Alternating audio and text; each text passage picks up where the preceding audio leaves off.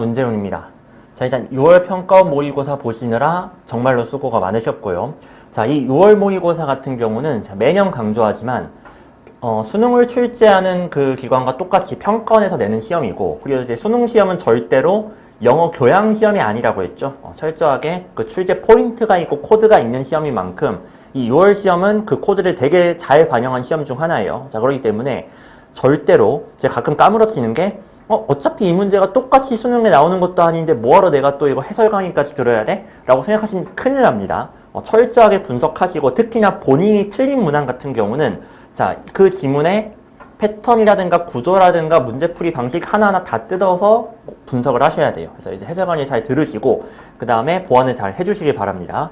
이제 어제 이제 시험이 있었고요. 저는 이제 어제 뭐 부랴부랴 좀 준비를 해서 지금 오전에 이제 촬영을 좀 하고 있는데, 사실 이제 오늘도 뭐 제가 또 평소처럼 이제 일정이 있잖아요. 그러니까 수업이 있다 보니까 한 2시간 자고 와가지고 지금 이제 해설 강의를 찍는 거예요. 근데 이제 그렇게까지 제가 하는 이유는 그만큼 요거를 분석하는 게 중요하기 때문이겠죠. 자, 그만큼 여러분도 그 중요성을 잘 인지를 해주시고, 자, 해설 문항 같은 경우는 원래 12문항 그냥 평상시 하던 것처럼 할까 하다가 야, 갑자기 42번 제가 정답률을 보고 깜짝 놀라서 요걸 하나 더 추가를 했어요.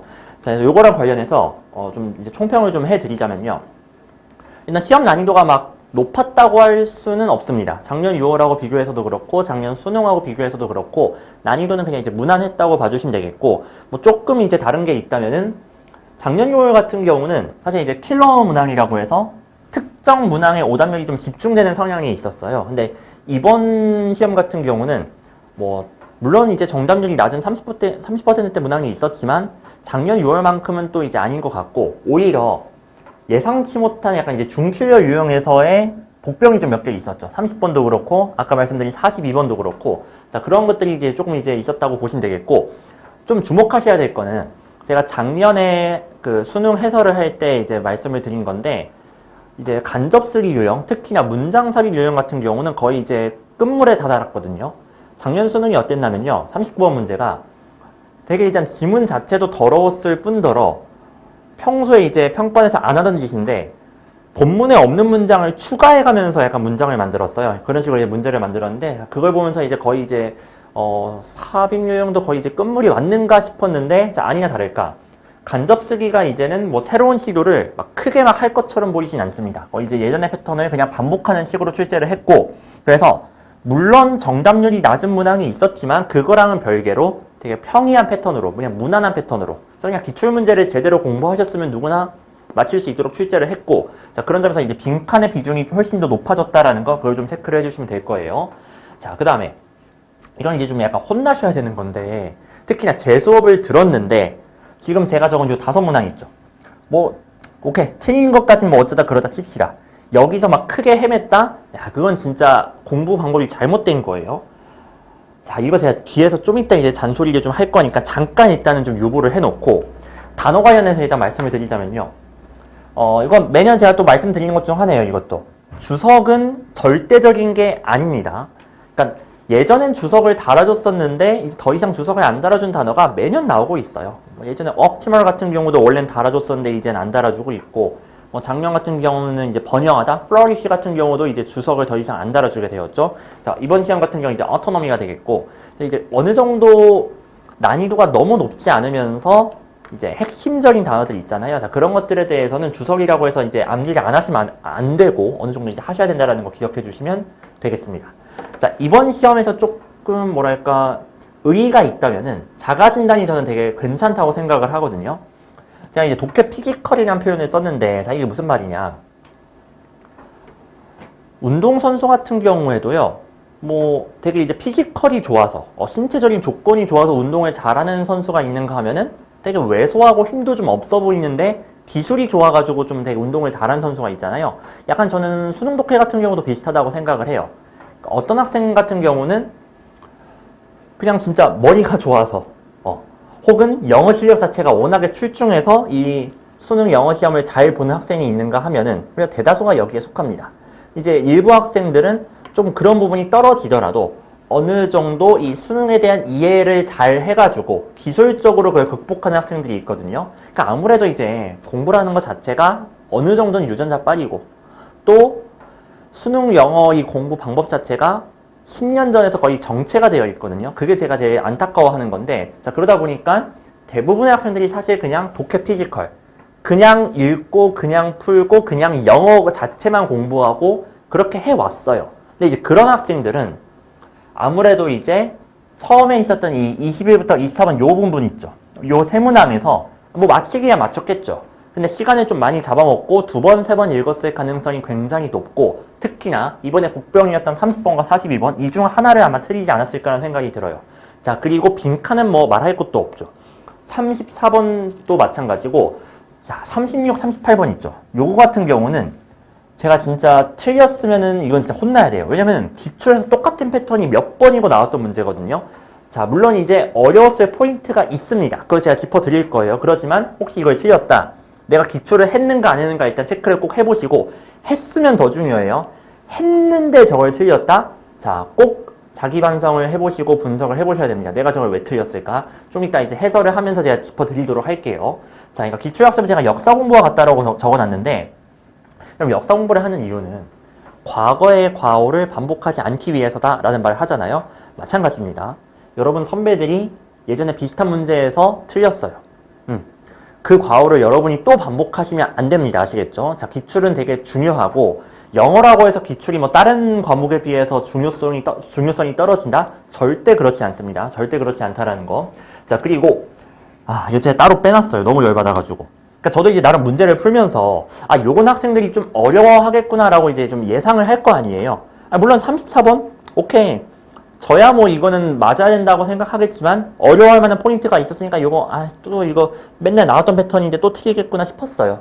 근데 33번은 아니나 다를까 그냥 정답 선택지가 본문에 없는 표현을 썼다는 이유 하나만으로 이렇게 정답률이 떨어진다? 심지어 가장 많이 고른 선택지가 정답 선택지랑 또 반대 패턴의 반대 내용을 이거는 제가 납득할 수가 없습니다. 33번을 이제 틀리신 분은 요거는 꼭 해설의 강의를 잘 들으시고 내 공부가 대체 어디서 잘못되었는가를 반드시 파악을 해주셔야 되겠습니다. 아시겠죠? 자, 그런 식으로 기존의 기출을 그냥 답습한 문항이 되게 많았음에도 불구하고 생각보다 오답률이 높았다. 그러니까 사실은 더 쉬운 시험인데 그 쉬운 시험 치고는 오답률이 좀 낮았다라는 거. 자, 그런 좀 아쉬움이 저는 좀 들었습니다. 자, 이제 하나씩 좀 해설을 할 건데요. 자, 21번부터 이제 좀 가볼 거예요. 이제 아마 기준은 여러분들이 좀 어려워할 만한 유형 위주로 풀었고, 대입 파악 같은 경우도 이제 23번 같은 경우 여러분들이 충분히 좀 어려워할 만한 문제거든요. 자, 그래서 이제 그 문제들을 좀 먼저 좀 보도록 하겠습니다.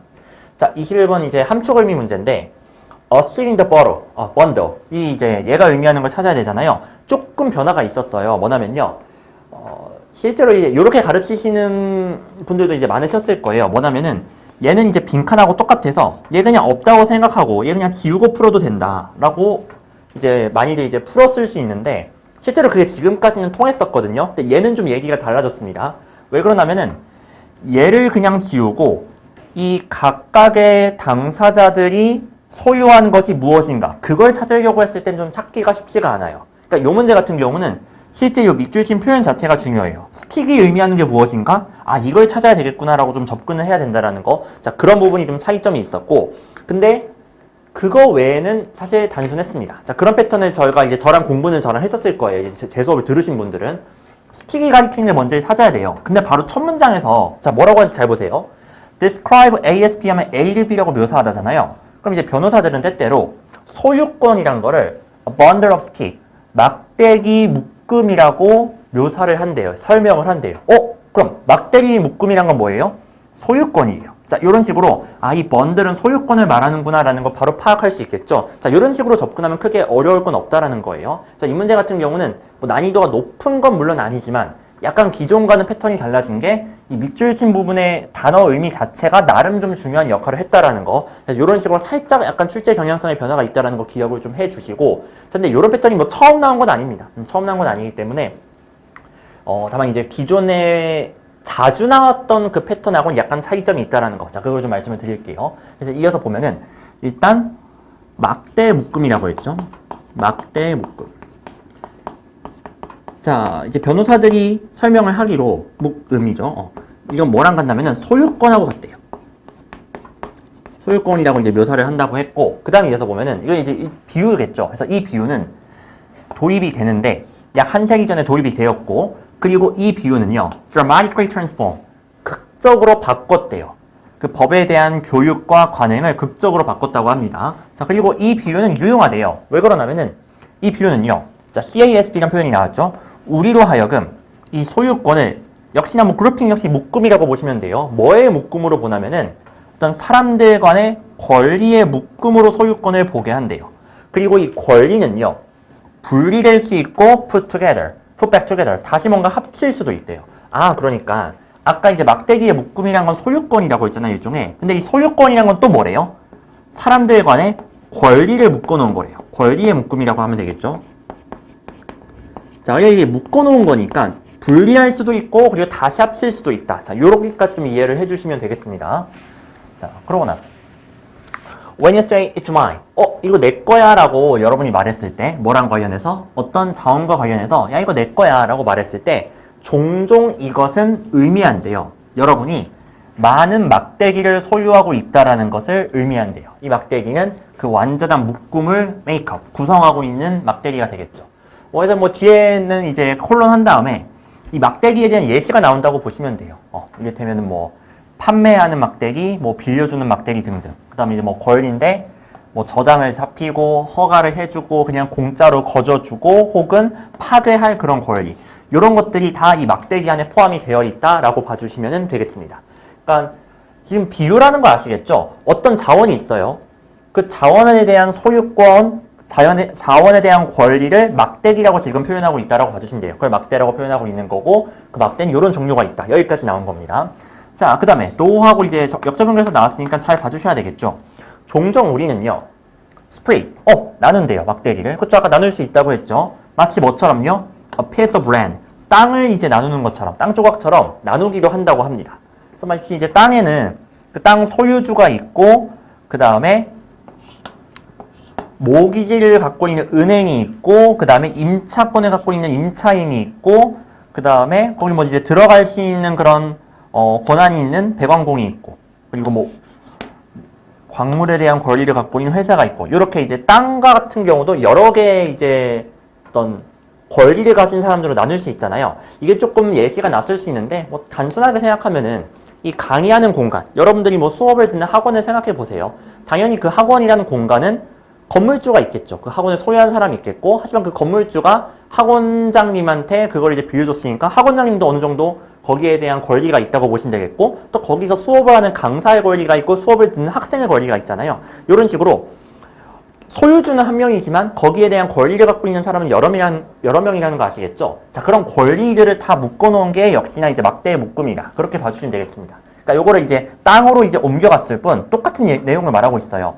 권리라는 것, 소유라는 것은 여러 개의 권리, 즉 막대기로 구성되어 있다. 이 얘기를 한다라고 봐주시면 돼요. 자, 그러고 나서 이제 마지막 문장인데, 이 각각의 당사자들은 그럼 막대를 소유하고 있다라고 했는데, 자, 잘 보세요. 아까 처음에 나왔던 건 막대의 묶음이었죠. 즉 막대들이 모여서 하나의 묶음이었다면 여기서는 각각의 당사자가 하나의 막대를 소유하고 있다고 했잖아요. 자, 그 말은 막대 하나가 무엇인지를 찾으라는 건데, 막대 하나라는 건 권리 하나를 말하는 거 아니겠어요? 자, 이것이 같은 것일 테니까 정답은 권리 하나를 찾아주시면 되겠죠. 자, 그래서 이제 정답을 찾자면은 권리 하나를 나타내는 거, 답은 3번이 되겠습니다. 자, 해석해보면은 그 소유물의 하나의 측면을 사용할 하나의 권리가 되겠죠. 그렇죠? 정확하게 표현을 하고 있다라고 봐주시면 되겠어요. 자, 이렇게 이제 답은 3번으로 해주시면 되겠고, 크게 어려운 문제는 아니었습니다. 처음에 제가 시작을 어떻게 했어요? stick of bundle이 의미하는 게 뭔지를 찾아야 된다고 했었고, stick of bundle을 직접적으로 표현한 건 아니지만 sticks를 표현한 게 처음에 나왔었죠. 그래서 sticks라는 거는 소유권이고, 그리고 이건 일종의 분리하고 합칠 수 있는 권리들이 묶여 있는 거다라고 나왔기 때문에 stick이라는 건 하나하나의 권리구나라는 거 바로 파악을 할 수 있을 겁니다. 그 뒤에 나왔던 요 뭐 땅에 대한 예시, 뭐 이런 것들은 이제 그냥 부수적인 거기 때문에 정확하게 이해를 하지 않아도 풀 수 있어야 되는 거였고요. 자, 그 다음 23번으로 좀 넘어갈게요. 요 문제는요, 진짜 평가원이기에 낼 수 있는 문제라는 생각이 들어요. 굉장히 멋진 문제고 난이도가 높지만 그렇다고 해서 지저분한 건 전혀 없는 그런 문제라고 봐주시면 되겠습니다. 자, 그리고 요거는요. 좀 둘로 나눠서 읽는, 그러니까 이항 대립을 좀 쓰려고 해도 바로 쓰기가 좀 어려운 부분이 있었을 거예요. 그런 점에서 좀 학습할 만한 가치가 있었을 텐데, 자, 일단 처음부터 또 보면요. 이 박물관 안에는 압력이 존재한대요. 어떤 압력이냐면은 그 박물관으로 하여금 강조하도록 하는 압력이 존재한대요. 자, 여러분 이거 잘 보세요. 강조하다라는 표현이 나오고 뒤에 쭉 가보시면 오버가 나오는데 제가 이거 수업 때 늘 이것도 필기를 해드리는 거거든요. 오버란 표현이 나오면은 얘도 일종의 비교의 역할을 해서 자, 이를테면 A over B 이렇게 있다고 칩시다. 그럼 이 중에 뭐를 더 강조하는 거예요? B보다는 A이기 때문에 얘는 A를 강조하는 표현이라고 보시면 돼요. 그래서 emphasize A over B 하고 나오면은 B보다 A를 강조하다라고 딱 해석을 해주실 수가 있어야 되겠습니다. 자, 오버 되게 중요한 표현이고요. 그래서 둘을 지금 비교하고 있는 거 아시겠죠? 어느 걸 더 강조한다고 하고 있잖아요. 자, 당연히 나눠주셔야 돼요. 자, 그래서 더 강조하고 있는 거 일단 제가 밑줄 표시를 해볼게요. 그건 바로 이 갤러리 안에서 그 박물관의 어떤 회랑이나 전시장 안에서 발생하는 것이라고 봐주시면 되겠고, 자, 그냥 상대적으로 덜 강조되는 건 활동인데, 자, 이 활동은 어디서 발생하냐면은 그것의 즉 박물관에 보이지 않는 구역에서 발생한대요. 자, 되게 중요한 표현이 나왔죠. 보이지 않는 구역이래요. 자, 이런 식으로 이제 나눌 수가 있을 텐데, 자, 일단 제가 지금 나눈 거를 좀 표시를 해볼게요. 갤러리에서 발생하는 거, 그 다음에 보이지 않는 곳에서 발생하는 거, 이렇게 지금 두 가지가 나왔어요. 근데 좀 웃긴 게 이 물결이 눈에 보이지 않는 거잖아요. 그럼 생각해 보세요. 밑줄 친 건 보인다는 거예요, 안 보인다는 거예요? 보인다는 거죠. 직접적으로 그런 말을 쓰지는 않았지만 얘는 보이는 거예요. 이런 식으로 정확하게 대비가 좀 돼야 되겠고, 그 보이는 것은 갤러리에서 발생하는 것이다, 이렇게 봐주시면 되겠습니다. 자, 일단 이게 첫 번째 여러분들이 나눠주셔야 될 거고, 그 다음 아직 압력이 뭔지 모르겠어요. 자, 뒤에 나올 텐데 시대인데 어떤 시대냐면은 박물관들이 강요를 받아서 이들의 수입을 증가시켜야 된대요. 즉 뭔가 이제 벌이를 많이 하고 뭔가 이익을 증대시키도록 강요받는 이런 시대에는요, 이들은 종종 focus on, 집중한다고 합니다. 이들의 에너지를요. 자, 뭐 하는데? 이들의 갤러리를 현대화하고 뭔가 일시적인, 그러니까 임시의 전시물을 설치하고 이런 데 좀 집중을 한대요. 뭐 하기 위해서요? 점점 더, 그러니까 더욱 더 많은 관객들을 끌어들이기 위해서죠. 이제 문을 통과하도록 이제 관객들을 더 모으기 위해서 이런 것들에 신경을 쓴대요. 자, 아까 분명 A를 더 강조한다고 했죠. 그럼 마찬가지 이거에 에너지를 집중한다는 거는 얘랑 A랑 같은 거 아니에요? 자, 밑줄 표시해보세요. 이들의 갤러리를 현대화하고 임시 전시물을 설치하는 거. 이거는 눈에 보이는 거예요, 안 보이는 거예요? 눈에 보이는 거죠. 딱 떨어지네요. 즉, 박물관은요, 지금 압력이 뭔지 나왔어요. 수입을 높여야 돼요. 관객을 더 끌어들여야 돼요. 박물관에 더 사람들이 많이 방문하도록 해야 된다고요. 그러기 위해서는 눈에 보이지 않는 것보다는 눈에 보이는 거, 이거에 더 신경을 쓸 수밖에 없다라는 거예요. 자, 괜찮으실까요? 자, 이렇게 연결을 잘 해주셔야 되겠고, 자, in other words 나왔으니까 저희가 생각한 게 나오나 좀 봅시다. 자, 박물관들이 생존하려고 애씀에 따라 어디서요? 경쟁적인 경제 속에서요. 그렇죠. 이제 먹고 살기 힘들다라는 거예요. 자, 그럼에 따라 이들의 예산은요. 또 나왔다. prioritize. 우선시한대요. 이거 똑같다는 거 아시겠어요? 강조한다, 집중한다, 우선시한다. 다 뭔가 특정의 것에 더 집중을 한다라는 거잖아요. 자, 뭘 강조하는지 봅시다. 뭔지 뻔하죠, 뭐. 눈에 보이는 거를 더 우선시하겠죠. 자, 어떤 부분을 우선시하냐면요. consumable. 소비 가능한 것. 여기에 이걸 우선시한대요. 소비 가능한 걸 우선시하는데, 자, infotainment 이건 뭐 프로그램 같은 건데, 요거는 이제 단어를 외우고 있긴 좀 힘들 것 같고, 그 뒤에 걸 볼게요. 카페나 상점에 있는 상품과 서비스, 요런 걸 더 우선시한다라는 거예요. 자, 이것도 밑줄 표시해주세요. 이런 것들이 바로 대표적으로 consumable. 소비자들이 뭔가 소비 가능한 것이 되겠죠. 자, 이것도 역시나 이제 눈에 보이는 것이라고 봐주시면 돼요. 자, 여기까지 상황 이해되시겠죠? 이게 나름 저는 좀 이제, 이해가 되고 납득이 되는 게, 저도 이제 뭐 수업을 준비하면서 눈에 보이는 게 있고 눈에 좀 덜 보이는 게 있을 거 아니에요? 뭐 이럴 때 뭐 PPT를 예쁘게 만드는 거? 이런 거 이제 눈에 보이는 거겠죠. 근데 뭐 그게 아니라 수업을 좀 더 매끄럽게 하기 위해서 뭐 리허설을 더 많이 한다든가, 뭐 이제 수업 준비를 더 많이 한다든가 이런 건 좀 사실 좀 눈에 보이는 건 아니잖아요. 근데 아무래도 강사 생활을 하다 보면은 대부분의 이제 강사들이 눈에 보이는 것에 좀 집중하는 경향이 있거든요. 그래야 학생들이 딱 이목을 끌 수 있을 테니까.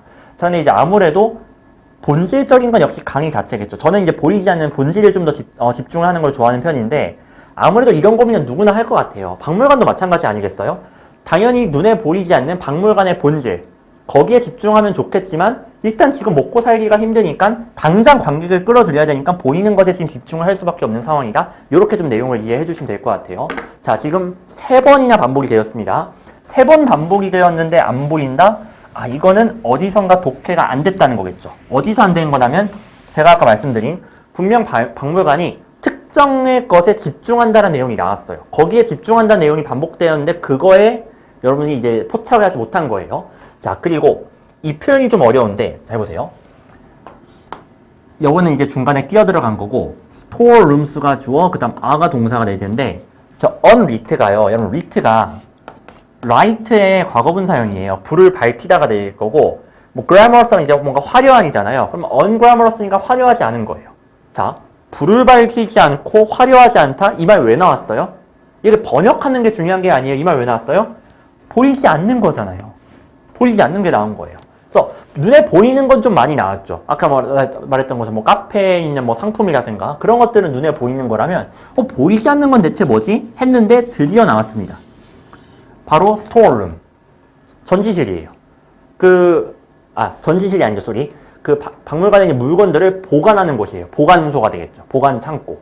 이것들은요, at best 하면 얘가 이제 기껏해야라는 뜻이에요. 기껏해야 제시되는데 서비스 공간으로서 그냥 제시가 될 뿐이래요. 자, 어떤 공간이냐면은 그 전시홀을 위한 어떤 뭐 물품들을 처리하는 그런 서비스 공간으로서 제시가 될 뿐이래요. 그러니까 뭔가 크게 막 중요 있게 제시되진 않는다라고 봐주시면 돼요. 자, 그리고 결정적으로 자, 이거 꼭 표시해 주세요. At worst.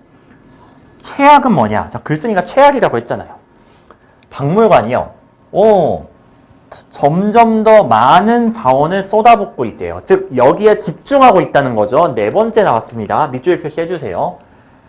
공개적으로 눈에 보이는 면에다가 자원을 쏟아붓고 있대요. 되셨죠? 여기까지가 S절이에요. 여기까지가 S절이고 자, 그렇게 됨에 따라 이 저장 공간은요 훨씬 더 악화된대요. 그렇죠. 지금 눈에 띄지 않는 박물관이 신경 쓰지 못하는 게 바로 저장 공간이에요. 여기까지 괜찮으실까요? 자, 그럼 이제 여기까지 상황 이제 정리하자면은 박물관은 눈에 보이는 거 있죠. 여기에 대해서는 되게 투자를 많이 해요. 자원도 많이 쏟아붓고 에너지도 쏟아붓고 하는데 눈에 보이지 않는 이것에 대해서는 투자를 하지 않는다라는 거죠. 그리고 이거를 이제 글쓴이가 싫어하고 있다라는 거 그 상황을 좀 이해해 주시면 돼요. 자, 투자되지 않는 것이 뭐라고요? 바로 저장 공간이 되겠습니다. 저장 공간. 그리고 뭔가 이제 단기적으로 돈이 되고 뭔가 이제 이윤 추구가 되는 거. 요런 거는 이제 박물관들이 되게 이제 신경 써서 투자를 하고 있다라고 봐주시면 돼요. 자, 이제 뭐 끝까지 다 왔죠. 뭐 더 볼 필요는 없을 것 같아요. 뒤에도 뭐 less and less space, 이 스페이스 당연히 저장 공간이 되겠죠. 뭔가 이제 수집품들을 저장하고 확장시킬 만한 그런 이제 공간이 좀 덜 주어진다. 뭐 이런 내용으로 나와서 새로운 내용은 역시나 없습니다. 자, 여기 이제 답을 내보려고 하는데 이 문제가 여기서 또 끝나지 않는 게 나름 좀 매력적인 오답이 있었어요. 사실 뭐 다른 걸로는 진짜 눈길도 가시면 안 되고요. 조금 여러분들 이제 좀 고민이 되실 만한 게 이 3번과 4번일 텐데요. 3번을 잠깐 보면요. 쌤, 지금 글쓴이는 이 저장 공간에 투자가 안 돼 있는 게 싫다는 거였잖아요. 저장 공간에 투자를 해야 된다는 거네요. 그럼 3번 맞지 않습니까? 저장 공간을 확장하는 것의 필요성. 여기까지 완벽하게 좋죠. 그래서 실제로 저도 3번 보고서 와, 이거 장난 아니다 싶었거든요. 자, 근데 뒤에 보세요. 상품들 또는 물체를 전시하기 위한 저장 공간이라고 했어요. 여러분, 전시는 눈에 보여요, 안 보여요? 눈에 보이는 부분 있잖아요. 선택지 자체의 모순이라고 보이면 돼요. 지금 여기서 스토어룸은 아까 분명 나왔듯이 눈에 띄지 않는 공간이죠. 보이지 않는 공간인데 전시하기 위해서 이 부분에서 틀렸다라고 봐주시면 돼요. 그래서 4번에 보시면은 자, Profit Oriented Management of Museum. 그렇죠. 박물관이 눈에 보이는 것에 투자를 하는 이유가 뭐였어요? 계속해서 반복해서 나왔잖아요. 경제적인 압박이 있다고 했죠.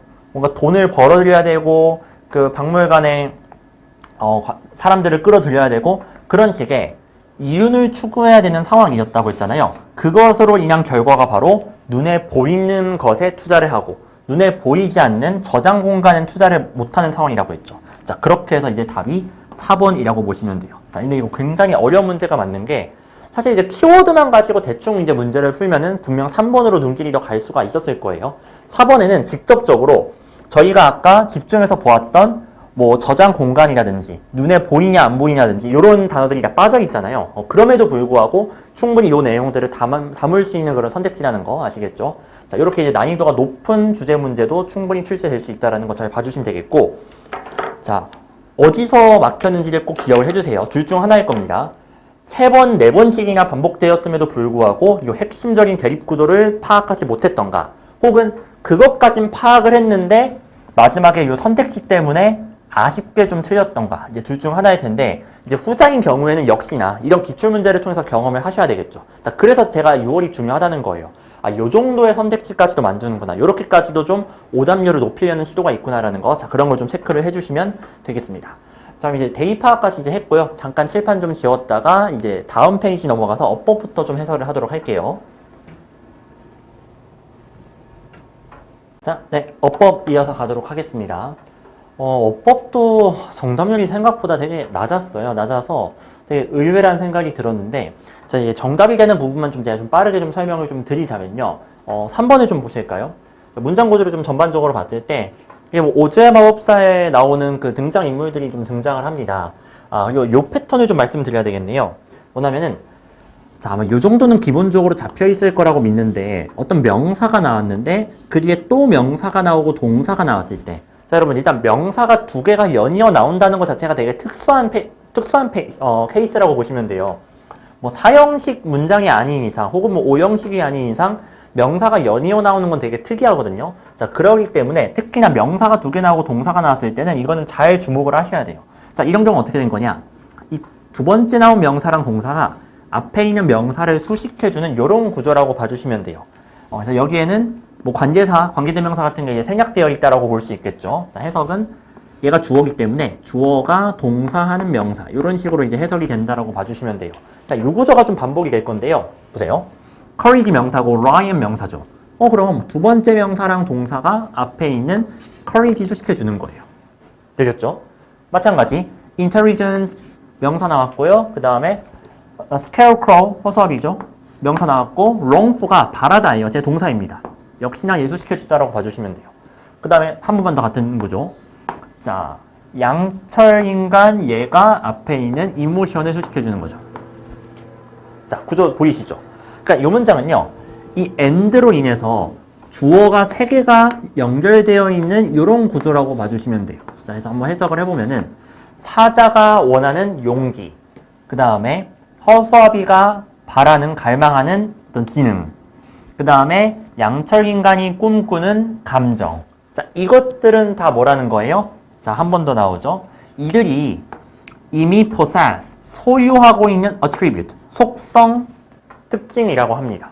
자, 이렇게 이제 정리를 해놓고 보니까 이 문장에 동사가 없다라는 거 아시겠죠? 앞서서 1, 2, 3번이 다 이게 주어 역할을 해주는 거예요. 1, 2, 3번이. 그럼 이제 동사가 나올 차례인데 동사가 안 나왔으니까 이 문장이 틀렸다고 보시면 되겠죠. 3번이 답입니다. being이 아니라 are라는 동사로 바꿔줘야 되겠죠. 자, 이렇게 동사, 준동사가 출제 의도라고 봐주시면 되겠고요. 자, 30번으로 좀 넘어갈게요. 자, 되게 오랜만에 나오는 어휘 문제인데, 자, 원래 이제 밑줄형 어휘가 나오다가 이제 네모칸형으로 이제 바뀌었어요. 자, 사실 뭐 이렇게 바뀌었다고 해서 뭐 저희가 해야 될 게 크게 달라지진 않는데, 요거는 좀 기억하실 필요가 있습니다. 자, 뭐냐면은 이게 A, B, C 3개로 되어 있잖아요. 이 문제 같은 경우는 이 A, B의 접근법과 C의 접근법이 굉장히 다르다고 보시면 돼요. 이걸 좀 구별을 해주셔야 되겠고, 이게 무슨 말이냐? 어휘 문제가 이제 풀리는 게 크게 2가지 패턴이 있는데요. 그냥 되게 단순하게 그 A, B가 들어있는 혹은 뭐 밑줄 쳐져 있는 그 문장에 있는 문장 자체만으로 답이 나오는 경우가 있어요. 문장 자체 논리라고 봐주시면 되는데, 뭐 이 표현은 다른 선생님도 많이 쓰시는 것 같더라고요. 뭐 그래서 제가 베낀 건 아닙니다. 그냥 당연한 거예요, 이거는. 자, 문장 자체 논리로 풀리는 경우가 있고, 자, C 같은 경우는 조금 더 지문 전체적인 큰 그림 있죠. 큰 그림을 볼 줄 알아야 돼요. 즉 무슨 말이냐? 주제랑 밀접하게 연관이 있다라고 봐주시면 되겠습니다. 그래서 이 A, B 같은 경우 실제로 그 문장만 사실 좀 잘 읽어도 답이 나오는 케이스인데 C 같은 경우는요. 앞에 나왔던 내용과의 연계가 되게 중요하다고 보시면 돼요. 그래서 사실상 여기가 이제 분수령이라고 보시면 되겠고 역시나 이제 오답률 분석을 해보니까 C에서 굉장히 많이 틀렸더라고요. 그래서 여기에 좀 집중을 해주시면 좋을 것 같아요. 반대로 근데 의외로 있어요. 쌤 저는 A, B가 더 헷갈렸어요. 있을 수 있습니다. 저도 그랬거든요. 저도 오히려 명확하게 주제랑 직결해서 답이 나오면 차라리 쉬운데 그냥 그 문장만 가지고서 뭔가 판단하려고 했을 때가 더 애매할 때가 있는데 이건 이제 사람만의 그냥 성향의 차이라고 봐주시면 돼요. 근데 이제 이거는 너무 어렵게 생각하지 않으시면 될 것 같습니다. 너무 어렵게 생각해서 오히려 헷갈리는 걸 수 있으니까 자, 확인 한번 해보도록 할게요. 자, 어느 정도까지냐면은 에이전트라는 단어는 되게 많이 나온 단어죠. 보통 이제 능동적인 행위자란 뜻인데 뭐 주체라고 해석을 할 수도 있겠고 근데 이게 좀 이따 뒤에 예시 보면 알 수 있는 건데 여기서 에이전트는 약간 뭐 지능을 갖추고 있는 로봇 같은 애들, 뭐 장치 기기를 나타내기 때문에 뭐 행위자 주체인데 꼭 사람을 의미하는 건 아니라고 봐주시면 돼요. 자, 예쁘게 번역할 필요 없습니다. 어쨌든 행위자나 주체가 의존하는 정도까지예요. 뭐에? 사전 지식에, 그것의 디자이너, 설계한 사람의 사전 지식에 의존하는 그 정도까지 뭐보다는 its own percept. 자, 조심하세요. precept 아닙니다. percept예요. 처음으로 나온 단어인데 제가 이제 뭐 인식한 것, 뭐 이런 뜻이 있어요. 그러니까 저걸 외우고 있을 분은 없을 거예요. 이제 문맥상 사전 지식과 대비되는구나 정도만 생각하고 넘어가 주시면 되겠고 뒤에를 읽으면 알겠지만 저게 이제 사전적으로 입력된 게 아니라 나중에 후에 학습한 거 그걸 가리킨다라고 보시면 돼요. 근데 실전에선 거의 활용이 어렵다라고 봐주시면 됩니다. 자, 그러니까 정리하자면 어떤 로봇이 있어요.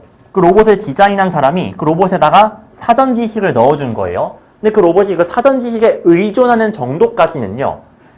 우린 뭐라고 말할 수 있느냐? 그 로봇은 자율성이 없다고 말할 수 있대요. 그렇죠. 로봇이 자율적으로 행동하려면은 그것을 설계한 사람이 만들어준 거 외에 다른 것도 할 수 있어야 되잖아요. 근데 설계한 사람이 넣어준 사전 지식에만 의존한다? 그럼 자율성이 없다라고 볼 수 있겠죠. 여기까지 괜찮죠? 자, 그 다음 합리적인 행위자는요. 자율적이어야 된대요. 합리성과 자율성이 이게 연관이 있다는 거고 그 합리적 행위자는요. 배워야 한대요. What he can. 그것이 무엇을 할 수 있는지를 배워야 한대요. 뭐 하기 위해서냐면은 부분적이거나 불완전한 사전 지식을 보완하거나 준비하기 위해서 무엇을 할 수 있는지를 배워야 한다라고 나왔습니다. 자, 여기까지 일단 중요한 거는 반복되고 있습니다. 자율성이 되게 중요하다는 거 아시겠죠? 이 자율성을 가지고 좀 나눠보려고 하는데 자율성이 없는 경우랑 자율성이 있는 경우로 좀 나눠서 보도록 할게요. 일단 자율성이 없는 케이스는 어떤 경우였냐면은 자자 잘 적어주세요. 자율성이 없는 경우는 오로지 그거를 설계한 사람의 사전 지식에만 의존했을 경우였죠. 자, 사전 지식에 대해서 의존할 때. 자, 이때가 이제 자율성이 좀 없는 경우라고 보시면 되겠고요. 그럼 반대로 자율성이 있는 경우. 이 경우에는 저희가 아직 나오진 않았지만 사전 지식에 의존하지 않을 때 그때 자율적이라는 걸 충분히 추론할 수 있겠죠. 자, 일단 이거 기억해 주시고 자, 그리고 자율성이 있다는 건 뭐랑도 관련이 있냐면은 합리성과도 관련이 있다고 했죠. 자율적이라는 건 합리적이다라는 거예요. 여기까지 연결해 주시면 되겠습니다. 자, 그러고 나서 이제 A를 풀려고 하는데 사실 이거는 이 자체만으로도 풀린다고 말씀드렸죠. 왜냐면은 사전 지식이 부분적이거나 불완전하대요. 그럼 얘를 보충해야 되지 않겠어요, 당연히? 그럼 prepare for 하면요, 이거를 준비하다라는 뜻이에요. 아니, 불완전한 지식을 왜 준비해요, 굳이? 그러니까 벌써 이상하다는 거 아시겠죠? 자, 그런 의미에서 그냥 compensate라는 게 이제 답이 나온다고 보시면 되겠고, 쌤, 좀 더 논리적인 풀이를 원합니다. 하시는 분은요, 자, 그게 for example 나오죠. 그러니까 이게 당연하게 느껴지시는 분이 있을 거예요. 아, 이거 너무 쉬운 거 아니야? 근데 분명 있어요. 이게 왜 당연하지? 나는 아직도 헷갈리는데? 그런 분들은 이제 for example까지 이용을 해주시면 돼요. 자, 이 뒤에는 이 앞에 문장에 대한 구체적 예시가 나올 테니까 둘이 같은 내용이어야 되겠죠? 자, 그걸 좀 활용을 해보겠습니다. 자, vacuum cleaning agent. 그렇죠. 이제 에이전트 행위자의 예시로서 청소기가 나온 거예요. 청소기 로봇이 나온 건데 얘는 예상하는 법을 배워야 한대요. 뭘 예상하냐면 언제 어디서 추가적인 먼지가 등장할 것인지를 배워야 한대요. 배운대요. 배우는 요런 청소기는요. 더 일을 잘할 겁니다. 뭐보다? 청소기인데 does not, 그러지 않는, 즉 학습하지 않는 청소기보다 더 일을 잘할 거래요. 이거 이해되시겠죠? 여기서 미래에 뭐가 있을지를 학습한다라는 건 사전 지식에 의존을 하는 거예요? 아니죠. 사전 지식 외에 원래는 없었던 미래에 새로 발생한 상황까지도 예상을 하는 거. 이게 더 일을 잘하는 거라고 했죠. 이게 더 자율성이 있고 합리적인 거구나. 이렇게 연결을 해주시면 되겠고, 그리고 아까 이건 바로 불완전한 사전 지식을 넘어선 거라고 보면 되겠죠. 자, 그런 의미에서 컴패서니티가 괜찮다라는 거 다시 한번 확인을 해줄 수가 있겠습니다. 자, 그 다음이요. 좀 더 이제 어떤 실용적인 문제로서, 실질적인 문제로서 셀덤인가 부정해 주셔야 돼요. 우리는 완전한 자율성을 요구해서는 안 된대요. 요구하진 않는데요. 처음부터. 그쵸? 로봇이 처음부터 알아서 자율적으로 다 잘할 거야? 이거를 기대하기는 좀 어렵다라는 거죠. 그 로봇 행위자가 경험이 거의 없거나 아예 없을 때 그 로봇은요, 어떻게 행동해야 되냐면 purposefully, 뭔가 목적을 가지고 의도적으로 행동을 하거나 아니면 무작위로 행동을 해야 할 거래요. 자, unless, 뭐 하지 않는 이상 그 설계자가 어떤 도움을 주지 않는 이상이요. 그러니까 도움을 준다면 물론 뭐 괜찮을 수 있겠지만 설계자가 도움을 주지 않는 상황이에요. 도움도 없고 그 다음에 결정적으로 경험도 없어요. 근데 어떻게 purposefully, 목적의식을 가지고 행동하겠어요? 지금 로봇이 사전 지식도 없고 설계자가 딱히 도움도 안 주는 상태예요. 그러면 일단 마구잡이로 행동을 할 수밖에 없겠죠. 이런 점에서 이제 랜덤리가 답이 되겠고, 약간 이제 AI 또는 뭐 딥러닝 같은 거 생각하시면 될 것 같아요. 그러니까 로봇도 학습을 할 수 있잖아요. 이제 AI 인공지능에 의해서. 근데 인공지능 로봇이라고 해도 처음부터 모든 걸 알고 있을 수는 없겠죠. 이런저런 어떤 데이터를 수집하고 시행착오를 겪으면서 점점 이제 학습을 해 나가겠죠. 자, 그걸 생각해 보시면 좀 좋을 것 같아요. 자, 그 다음. just as니까 이제 비유를 하는 겁니다. 마치 뭐인 것처럼 진화가 동물에게 충분한 내재된 어떤 반사신경, 반응을 준 것처럼 뭐 하기 위한? 스스로 학습하기에 충분히 오랫동안 생존할 그런 어떤 반사적인 반응을 제공을 한 것처럼요. 자, 합리적이래요. 뭐 하는 것이? 자, 역시나 provide A with B입니다. 그 인공지능을 가진 행위자한테 어느 정도의 사전 지식을 주는 것은 이거는 합리적이래요. 그렇죠. 그러니까 동물들도 학습을 하려면은 그 학습을 하는 기간 동안 생존해야 되잖아요. 그 기간 동안에는 뭔가 본능적으로 반사신경에 따라서 생존을 하겠죠. 마찬가지로 로봇들도 학습을 하는 기간이 있을 거 아니에요. 그 기간 동안에 좀 얘네들이 작동을 하기 위해서는 어느 정도의 사전 지식, 처음에 어떤 지식을 주는 게 필요하다라는 거죠. 자, 그래서 학습하는 능력 외에도 이런 처음 시작할 때의 사전 지식 이게 필요하다라고 봐주시면 돼요. 자, 그 다음. 환경에 대한 충분한 경험을 한 이후에 이 합리적 행위자의 행동은요, 이제 효과적으로 사전 지식으로부터 독립되거나 사전 지식을 보호할 수 있대요. 자, 이제 끝났습니다. 아까 분명 합리적인 행위자, 즉 자율적인 행위자는 사전 지식에 의존을 해요, 안 해요? 안 한다고 했죠. 직접적으로 언급은 안 했지만 사전 지식에 의존하는 거랑 반대되는 건 뭐냐면 당연히 이거로부터 독립되고 이거로부터 자유로워지는 거겠죠. 자, 그렇기 때문에 저 C에는 요 내용이 들어가야 돼서 답이 independent가 된다라는 거예요. 자, 문제 멋지지 않습니까? C의 답의 근거는 어디 나와 있었냐면은 저희가 처음에 봤었던 자율성이 없다라는 거, 즉 합리적이지 않다라는 거는 바로 사전 지식의 rely on, 여기에 의존한다는 거야. C의 답은 요 rely on과 정반대되는 게 정확히 들어가야 되는 거예요. 첫 문장의 근거가 있었습니다. 뭔지 아시겠어요? 그러니까 이렇게 A, B랑 C는 완전 달라요. A, B는 그냥 문장 읽으면서 그냥 그 자체의 흐름만으로 답이 나왔겠지만 C 같은 경우는 처음에 저희가 세팅했었던 요 내용과 대비된다라는 걸 파악을 해야 돼요. 자, 이런 식으로 큰 그림을 볼 줄 알아야 된다는 거. 자, 여기까지 좀 이해를 해주시면 되겠습니다. 자, 30번 이렇게 마무리하고요. 역시나 잠깐 칠판 좀 정리한 다음에 빈칸 추론 이어서 가도록 할게요. 이어서 가도록 하겠습니다. 31번이고요. 31과 32는 정답률이 그냥 50%대로 그냥 무난했고요. 33과 34에서 만일을 무너졌습니다. 자, 이제 다시 한번 보도록 할 건데, 31에서 여러분들이 조금 되게 걸렸을 법한 단어가 이 sustenance예요. 얘가 사실 좀 중요한 단어거든요. 이 문제를 푼 데 있어서. 근데 이거를 뭐 처음 본 단어다라고 생각하시면 안 되는 게, 자, 이 단어 정도는 무조건 봤을 겁니다. 바로 sustain이란 단어인데, 이거 진짜 못 들어봤으면 안 돼요. 지속 가능한 개발 이런 단어 표현 되게 많이 쓰잖아요. 그때 그 지속하다가 서스테인이에요. 그럼 서스테넌스는 뭔가 지속, 지탱, 뭔가 생명의 유지 그런 의미가 있다라고 봐주시면 됩니다. 자, 그리고 문맥까지 좀 합세를 한다면은 서스테넌스라는 단어를 따로 외우지 않았더라도 대략적으로 뭐 이런 의미겠구나라고 어느 정도 추론이 가능하실 거예요. 자, 처음부터 이제 보도록 할 건데 뭐 빈칸은 중간에 있습니다만 제가 이제 뭐 빈칸부터 읽는 저도 읽긴 하거든요. 근데 뭐 요즘 문제가 빈칸을 먼저 읽었다고 해서 막 유의미한 정보를 많이 얻기는 힘들어요. 그러니까 무슨 말이냐면 빈칸 문장을 읽음으로써 필요한 정보를 얻으려면은 앞뒤의 내용을 좀 이해할 필요가 있다라는 거죠. 그래서 어차피 빈칸을 먼저 읽던 그냥 처음부터 읽던 그렇게 큰 차이점은 없다라고 봐주시면 됩니다. 결국 중요한 건 독해라는 거. 자, 처음부터 보겠습니다. 사람들은요 항상 먹을 필요가 있고요. 그리고 항상 그럴 거래요. 그쵸? 앞으로도 우리는 늘 먹으면서 살아야 돼요. 안 그러면 죽으니까. 자, 그 다음 증가하는 강조인데 자기 표현 가치관에 대한 강조. 이것이 풀어낸 끝내지는 않는데요. 뭐를? 물질적인 욕구를요. 자, 이거 왜 이런 표현이 나왔냐면은 여러분 자기 표현이라는 건 물질적이에요? 비물질적이에요? 자, 여기서 비물질적이라고 보셔야 돼요. 자기 표현이라는 건 뭔가 추상적이에요. 추상적인 거고 물질적인 게 아닌데 이건 추상적인 가치가 강조된다고 해서 물질적인 열망이 사라지는 건 아니라는 거예요. 자, 뭔지 아시겠죠? 자, 그러나 우세하고 지배적인 경제적인 어떤 성향 경향은요. 이제 방향성이 되겠죠. 뭘 추구하는가? 이건 점차적으로 재형성되고 있대요. 그래서 뭔가 변화가 일어나고 있다는 것을 좀 느껴주셔야 돼요.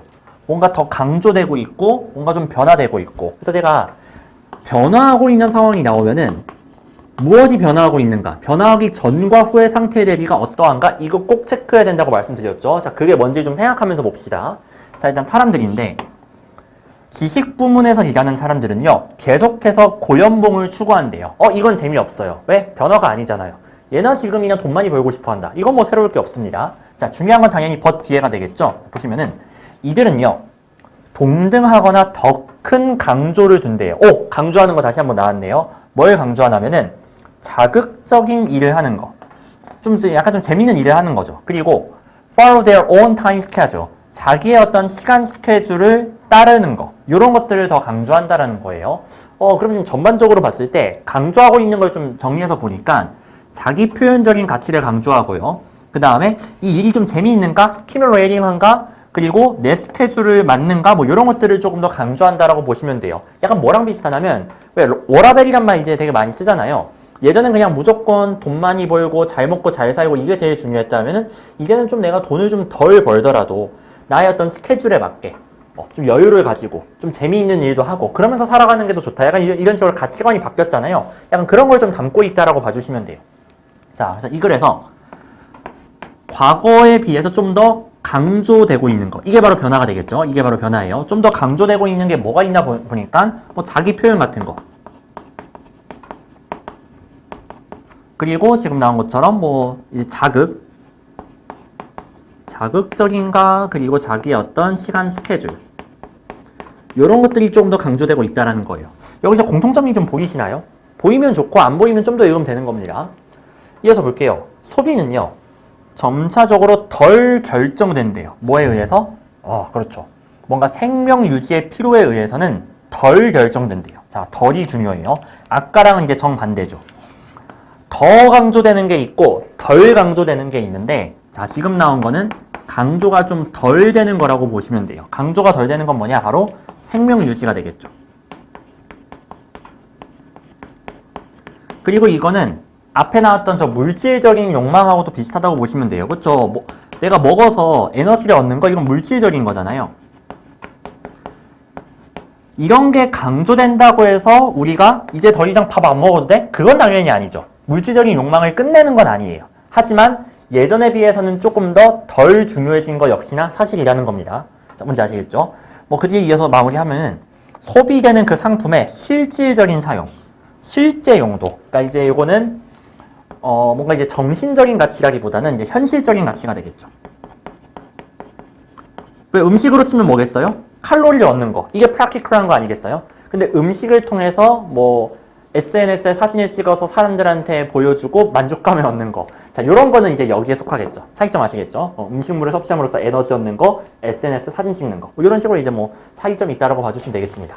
자, 그 다음 사람들은요, 여전히 식사를 해요. 그렇지만 성장하는 요소가 되겠죠.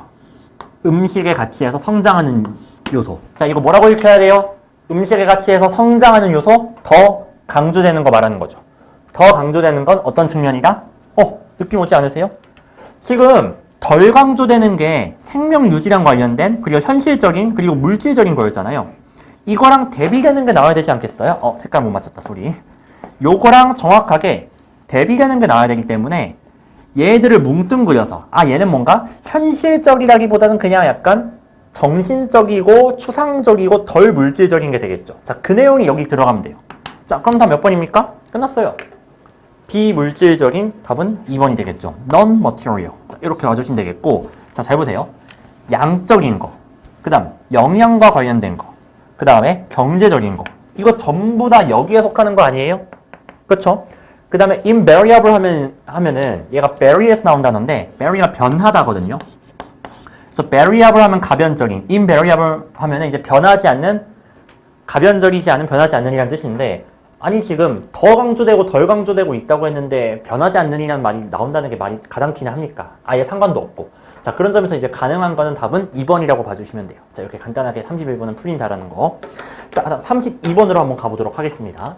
자, 32번도 굉장히 이제 간단하고요. 그리고 이거는 목표 설정을 하기가 굉장히 간단한 게, 자, 이건 빈칸 문장에 나름 좀 힌트가 될 수 있는 게 instead가 있죠. 그러니까 이 문장을 아직 이해를 못하더라도 저건 굉장한 힌트가 될 수가 있어요. 이건 좀 이따 38번 풀 때도 제가 강조를 할 건데, instead라는 표현은요, 앞에 대체 이제 부정어가 나온 다음에 등장하는 건데, 이러하지 않고 그 대신에 이러하다, 이런 식의 어떤 구조라고 봐주시면 돼요. 그래서 이제 빈칸에 들어갈 내용은 앞에 있는 내용과 대비되는 내용일 가능성이 되게 높다라는 겁니다. 자, 이거 다시 한번 설명드릴게요. 38번 할 때도 이거 똑같이 할 겁니다. 자, 이거는 정말 제가 정말 많이 강조했던 거예요. 그럼 나레이 법비 하면 A가 아니라 B다라고 해서 이제 많이 쓰잖아요. 여기서 중요한 거는 이 A랑 B는 서로 대비가 된다라는 거. 요거 일단 중요하고, 강조점은 B에 있다라는 게 중요하겠죠. 자, 저는 요거 이제 어떻게 할 거냐면은 not A라는 문장과 but B라는 문장 이렇게 둘로 좀 나눠서 보려고 해요. 두 문장으로 나눠 볼게요. 그러면은 이 문장에 뭔가 주어가 있었겠죠. 뭔지 모르겠지만 주어가 있었을 거고, 그럼 그 주어가 나오고 얘는 A가 아니다라고 쓸 수 있을 거예요. 그 다음 두 문장으로 쓰기로 했으니까 이제 두 번째 문장을 쓸 건데, 역시나 주어는 B다 이렇게 쓸 수 있겠죠. 자, 쌤, but은 어떻게 합니까? but은 여기다 그대로 쓰는 게 아니라 주로 뭐로 많이 바꿔서 쓰냐면은 rather로 많이 바꿔서 쓰거나, 혹은 지금처럼 instead로 바꿔서 많이 쓰는 편이에요. 자, 이렇게 해서 A가 아니라 B다, 이렇게 두 문장으로 많이들 나눴습니다. 이때 힌트는 대체로 주어를 공유한다라는 게 되게 중요하고, 제일 중요한 건 이 A와 B는 대비된다라는 거죠. 자, 그런 의미에서 앞문장에서 A를 찾는 게 문제풀이에 좀 도움이 될 수도 있거든요. 자, 그래서 한번 처음부터 좀 보도록 할게요. 자, 뭔가 이제 노동을 공유하는 집단 안에서요, 사람들은요, 노동을 여기서 그냥 준다라고 보면 돼요. 누구한테 준다면 다른 사람한테 정기적으로 혹은 비정기적으로 제공을 한다고 합니다. 자, 그 다음에 노동을 공유하는 집단은요, 도덕경제라고 불리는 것의 일부라고 해요. 왜냐하면요, no one, 어느 누구도 공식적인 기록을 하진 않는데요. 뭐에 대해서? 얼마나 많이 어떤 가족이 put in, 투입을 하거나 혹은 take out, 가져갔는지, 즉 기여하고 가져가고 이거를 얼마나 했는가 공식적인 기록을 하지는 않기 때문에 그렇대요. 자, 그럼 A에서 지금 강조되는 게 뭐냐? 자, A에서는 사람들이 서로 노동력을 주고받아요. 이때 이거를 공식적인 기록을 하진 않는다라는 거예요. 공식 기록. 그럼 B에는 이 공식 기록과 대비되는 게 뭔가 나와줘야 되겠죠? 자, 읽으실 때 그냥 막연하게 읽는 게 아니라 공식적인 거랑 대비될 게 뭐가 있지? 이걸 좀 생각하시면서 읽어주셔야 되는 거예요. 자, 그럼 보면은 그 집단은요, 어떤 감각을 가지고 있는데 도덕 사회로서의 감각을 갖고 있대요. 뭐에 기초한? 자, 여러 해에 걸친 신뢰와 공유에 기초한 도덕 사회의 감각을 가지고 있대요. 공식적인 기록과 대비되는 것이 뭔지 아시겠어요? 바로 신뢰가 되겠습니다. 엥? 쌤, 신뢰랑 공식 기록이랑 왜 대비되는 건가요? 자, 여러분이 친구랑 둘이서 매주 만나서 밥을 먹는다고 생각을 해보세요. 만약에 밥을 같이 먹고 밥값을 계산할 때 두 가지 방법이 있겠죠. 정확하게 더치페이를 하는 거. 이건 진짜 다 계산을 하는 거죠. 되게 계산적이에요. 사실 좀 물론 뭐 그게 합리적이다라고 요즘은 보는 것 같은데 사실 좀 정이 없지 않나요? 그러니까 공식 기록을 한다라는 건 되게 계산적이고 사무적으로 다 따진다라고 봐주시면 돼요. 근데 여기서는 그냥 신뢰에 기반해서 내가 한 번 냈으니까 다음엔 너 한 번 내. 뭐 내가 조금 더 낼 수도 있는데 뭐 어차피 우리는 계속 볼 거니까. 이런 식으로 이제 신뢰에 기반하는 건 조금 더 이제 정이 있다라고 볼 수 있겠죠, 그렇죠? 자, 이런 의미에서 두 개가 이제 좀 대비가 된다고 보시면 돼요. 물론 이렇게 독해를 하려면은 아까 뭐 더치페이 예시 같은 그런 좀 스키마가 좀 장착이 되어 있으면 좋겠죠. 자, 근데 그게 힘드시면 뒤에를 조금 더 읽어보겠습니다. 저희가 생각한 게 맞으면은 저 내용이 계속 좀 반복이 될 거예요. 자, 보시면요. 특정 사회, 북미의 어떤 특정 사회에서는요. 노동의 공유는 major economic factor, 주된 경제적인 요인이래요. 뭐에? 나왔잖아요. 사회적인 응집성의 주된 요인 중 하나래요. 사회적인 응집성을 강조하고 있죠. 응집성. 자, 이거 역시도 뭐예요? 신뢰랑 비슷한 거 아니겠어요? 자, 사회적 응집성이 중요하다고 합니다. 그러니까 꼭 내가 이걸 기록으로 계산을 해놔야 돼? 그냥 우리는 서로 한 사회에 살고 있는 응집된 사회 구성원인데 뭐 필요할 때 도와주는 거지. 약간 향약이라든가 두뇌처럼 노동을 그냥 주고받는 거예요. 이걸 다 하나하나 계산을 하는 게 아니라. 자, 그런 느낌이라고 봐주시면 돼요. 그래서 뒤에서도 그 내용이 그냥 계속해서 반복된다라고 봐주시면 되겠습니다. 조금만 간단하게 보면요. 여기부터 좀 볼게요. 성인은 육체 노동을 제공하고요. 또 이제 성인 남자는, 그리고 성인 여자는 어떤 행사를 위해서 뭐 음식을 제공하고 이런데요. 이런 식으로 뭔가 돈으로 계산하고 다 기록하고 이런 게 아니라 그냥 주고받는 거죠. 노동을 주고받고 음식을 주고받고 이렇게 어떤 사회적인 신뢰와 응집성에 기반한 거라고 봐주시면 되겠고, 자, 빈칸에는 요 신뢰와 사회적 응집성, 약간 정에 기반한 요게 들어가면 되기 때문에 가장 괜찮은 건 답이 3번이 되겠죠. 사회적인 걸 강조하고 있으니까 사회적으로 뭔가 조절이 된다, 이게 답이 되겠습니다. 자, 아까 빈칸 문장을 잠깐 이제 보면요. 아까 제가 못 봤죠, 그렇죠? 정신없어가지고. 어카운팅 같은 경우는 이게 회계잖아요. 그러니까 이 계산이라고 보시면 돼요, 일종의. 계산을 공식적인 장부로 하는 게 아니라 그냥 신뢰와 정을 가지고 한다. 그게 이제 사회적으로 조절된다라고 봐주시면 되겠습니다. 나머지는 그런 걸 표현할 만한 게 없죠. 이를테면은 야, 법대로 해. 야, 이게 제일 정 없는 거 아니에요? 이것도 형식적인 거잖아요. 공식적인 거고. 그 다음에 정기적으로 보고한다는 내용 자체는 그냥 아예 없었고, 자, 계산하는 거 아니라고 했죠? 계산 아니라고 했어요. 그 다음에 기록하지 않는다고 했잖아요. 그러니까 요거는 본문에서 정확하게 안 한다고 말했고, 법적인 것도 역시나 형식적인 거라고 볼 수 있고, 2번은 그냥 없는 내용입니다. 가능한 건 3번밖에 없다라고 봐주시면 돼요.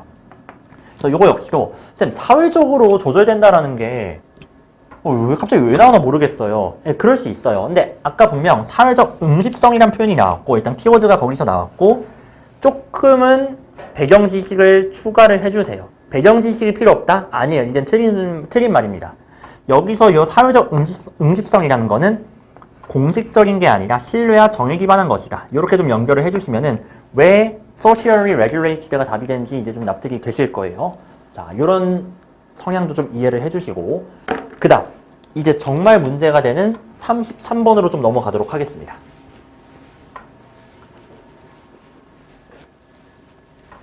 이게 왜 오답률 1위일까요? 왜일까요? 물론 알죠. 아는데 저는 납득이 안 돼요. 그래도 공감해 드릴 수가 없는 문제예요. 죄송한데. 자, 한번 봅시다. 공감해 드릴 수가 없는 첫 번째 이유. 너무 대놓고 과학과 예술로 나눠져 있다. 아니, 과학과 예술로 나눠져 있는 지문이 뭐 한두 번 나왔나 지금까지? 그리고 키워드가 굉장히 많이 반복되었다라는 것들. 자, 일단 봅시다. Whatever their differences. 그 차이점이 뭐가 되었든 간에 과학자와 예술가는요, 같은 질문에서 시작된대요. 일단 차이점이라고 했어요.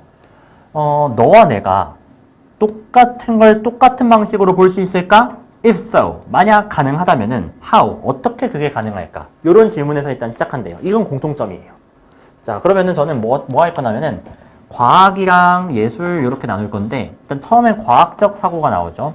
과학적 사상가는요, 어떤 것의 특징을 찾는데 뭘 특징이냐면은 can be stripped of. 자, strip이 얘가 제거하다예요. 주관성이 제거된 것의 특징을 찾는데요. 자, 주관성이 제거되었다. 뭐 객관적인 거라고 볼 수 있겠죠. 예, 밑줄 표시해 주세요. 자, 여기까지는 우리의 상식하고도 되게 잘 부합하지 않아요? 자, 과학이 나왔어요. 과학이 나왔는데 내가 보는 거랑 너가 보는 게 같을 수 있을까? 이 질문에 대해서 주관성을 배제한, 즉 객관성이라고 이 정도 써도 되겠죠. 객관성을 찾으려고 합니다. 과학에서는요. 자, 그리고 이상적으로 이건 어떤 측면이냐? 수량화될 수 있는 측면이고요. 이것의 가치는 결코 변하지 않는데요. 한 관찰자에서 다음 관찰자로. 자, 무슨 말이냐? 수량화할 수 있어요. 수량화할 수 있다라는 거는 이를테면 이런 거죠. 저의 외모에 대해서 점수를 물론 매길 수 있겠죠. 뭐 좋은 건 아니라고 생각합니다만. 근데 저의 외모에 대해서 점수를 매겼을 때 사람마다 다 다른 점수가 나올 거예요. 그렇죠? 그냥 대략 성향적으로 어디 점수에 물론 모이긴 하겠죠. 근데 사람마다 다를 거예요. 이건 주관적이에요. 그렇죠? 외모에 대한 점수는. 근데 저의 나이 또는 저의 뭐 키 이런 거는 제대로 알기만 하면 누구나 같은 수치를 되겠죠. 이런 게 객관적이에요. 뭔지 아시겠죠? 그러니까 수량화가 가능하다는 것은 약간 외모처럼 뭔가 이제 좀 이제 주관적인 게 아니라 딱 정확하게 수치화할 수 있다라고 봐주시면 되겠습니다. 자, 그리고 이건 관찰자에 따라서 달라지면 안 돼요. 그렇죠? 그러니까 제 키를 자로 쟀을 때 누가 재든 똑같은 수치가 나오겠죠. 하지만 제 외모 점수는 누가 보냐에 따라 점수가 달라지겠죠. 자, 뭔지 아시겠죠? 그래서 뭔가 장황하게 나왔는데 결국 이거예요. 과학은 객관적이다. 누가 관찰하든 똑같다. 딱 수치화가 된다. 이겁니다. 별거 아니죠? 자, 그 다음 이런 방식으로니까 과학 얘기 이어서 가겠죠. 볼게요. 그는요. 현실에 도달하는데 관찰자로부터 독립된 현실에 도달한대요. 즉 관찰자는 상관없다는 거예요. 누가 관찰해도 상관없다는 거죠. 그 다음 굉장히 중요한 표현이 나오죠. On the other hand.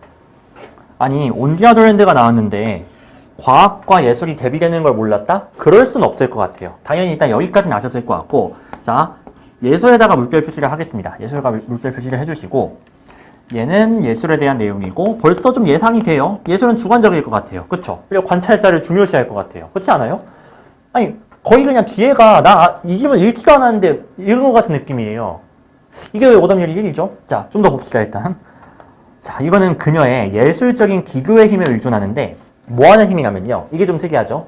이 팩트가 어떤 결과를 가져오다라는 뜻이에요. 그래서 marriage가 이제 결혼인데 여기서는 결합 정도가 되겠죠. 결합이나 통합을 가져오는데 뭐하고 사이에? 그렇죠. 그녀 자신의 주관성과 그녀 독자의 그것이니까 주관성이 되겠죠. 독자의 주관성 사이에 결합을 가져온대요. 그 말은 주관성을 버리지 않는다라고 해석을 해도 괜찮겠죠. 앞에 거랑 대비시켜서. 예술은 주관성을 버리지 않습니다. 오히려 이걸 둘을 결합을 시켜버려요. 나도 주관적이고 독자도 주관적이야? 그냥 다 주관적이야. 결합을 시켜버린다는 거예요. 이런 식으로 정확하게 지금 둘이 또 대비가 되고 있다라고 봐주시면 되겠고 자, 그 다음 과학적 사상가한테요. 이것은 마법적인 사고 같대요.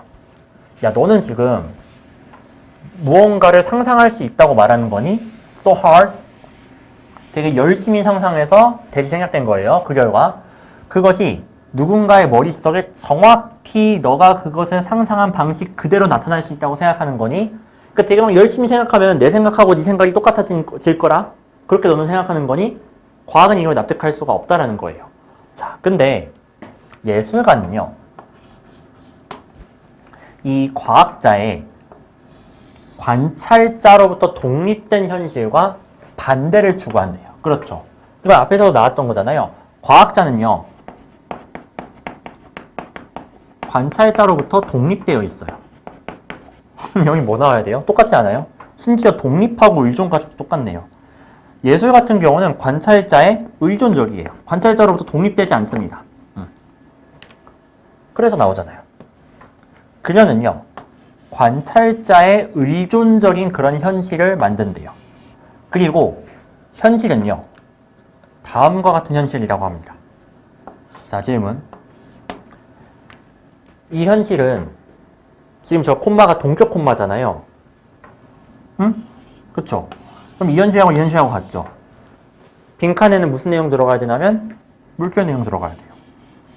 즉 객관적이고 관찰자로부터 독립된 과학에 대한 내용이 아니라 주관적이고 관찰자의 의존적이다라는 요 예술에 대한 내용, 요게 들어가면 되는 겁니다.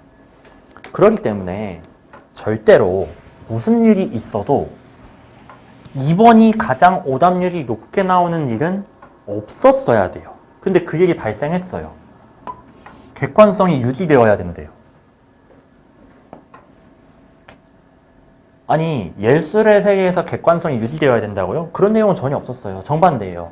그 다음, 과학과 예술이 조화를 이룬다. 네, 이거는 가일이 없을 거라 보고 둘은 대비돼야 됩니다. 그 다음에 독자들은요, 예술로부터 멀리 떨어져 있대요. 아니, 예술의 세계인데 예술로부터 멀리 떨어져 있다고요? 예술을 부정하면 안 되죠. 그 다음, 그녀는요, disengage. 이거 역시도 뭔가 유리되어 있다는 거예요. 분리되어 있다는 건데, 주관성으로부터 분리되어 있다? 역시나 안 되겠죠. 물결 내용을 강조해야지, 긍정해야지, 이거를 부정해서는 안 되겠죠. 4번, 5번 다 안 됩니다. 다음 몇 번이에요? 1번이에요. 근데 이제 1번으로 왜 가기 힘들었냐면은, 인간이 참여해야 된다. 쌤, 이런 말 없었잖아요. 그러시면 안 되죠. 예술의 세계에서는 관찰자로부터 독립된 게 아니라 관찰자에 의존한다고 했죠. 저 사람이 참여한다는 게 뭐예요? 관찰자가 있어야 된다는 거예요. 관찰자 의존적이라는 거예요. 계속 그거 강조했잖아요. 그러니까 저기에 관찰자란 말을 썼으면 물론 훨씬 더 쉬웠겠죠. 근데 평가는 그런 시험이 아닙니다. 어떤 식으로든 말을 바꾸려고 하는 거고 휴먼 비잉스를 본 순간 저거를 관찰자랑 연결을 시킬 수가 있어야 돼요. 관찰자가 참여한다는 거는 이걸로부터 독립되지 않았다는 거기 때문에 정확하게 같은 내용이라는 거 봐주시면 되겠습니다. 정확하게 같은 내용이라는 게 조금 비약적이라고 물론 들릴 수 있거든요. 아니 저거는 좀 약간 갖다 붙여야 되는 거 아닌가? 그래요, 뭐 그럴 수 있어요. 근데 일단 사실 뭐 보기 나름인 것 같아요. 평가원의 코드에 익숙해진 사람은 당연히 저 내용은 저 내용이지 라고 이게 연결이 잘 될 거고, 그런 코드에 익숙하지 않으신 분은 약간 이건 뭔가 좀 끼워 맞추기 같은데, 뭐 매번 뭐 문제를 그냥 끼워 맞추나? 근데 이거는 진짜 경험에서 나오는 차이라고 보셔야 돼요. 그러니까 제가 기출을 강조했잖아요, 앞에서. 기출을 보실 때 저 정답과 본문의 표현이 어떤 식으로 연결되는가 이거를 꼭 체크를 해보세요. 체크를 하다 보면은 이렇게 연결되는구나. 이게 좀 패턴이 좀 있구나. 라는 게 좀 보이실 겁니다. 그러니까 그거를 알고 모르고가 진짜 하늘과 땅의 차이거든요. 저는 1번 그냥 본 순간부터 관찰자를 대신하는 표현으로서 충분히 뭐 인간이 참여한다가 나올 수 있겠구나라는 생각이 들었어요. 그래서 물론 제일 좋은 거는 나머지를 확실하게 소거해서 1번에 대한 확신을 갖는 거, 이게 현실적으로 제일 좋은 방법이겠지만 1번을 봤을 때 저거는 말도 안 돼. 휴먼 빙스가 갑자기 왜 나와? 이래서는 안 된다라는 거예요. 그건 아직 기출에 대한 이해가 부족하다는 거예요. 자, 그거를 좀 기억을 꼭 해주시고, 자, 정답률이 낮은 이유는 제가 이해는 합니다.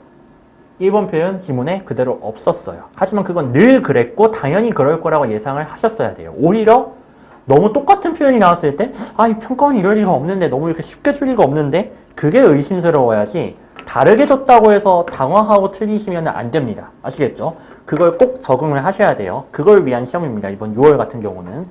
자, 뭐 N수생 같은 분들은 이제 괜찮으시겠지만 처음 이제 평가원 시험을 보신 현역분들은 이런 거에 대한 좀 적응력을 키우는 게 제일 중요하다고 저는 생각을 해요.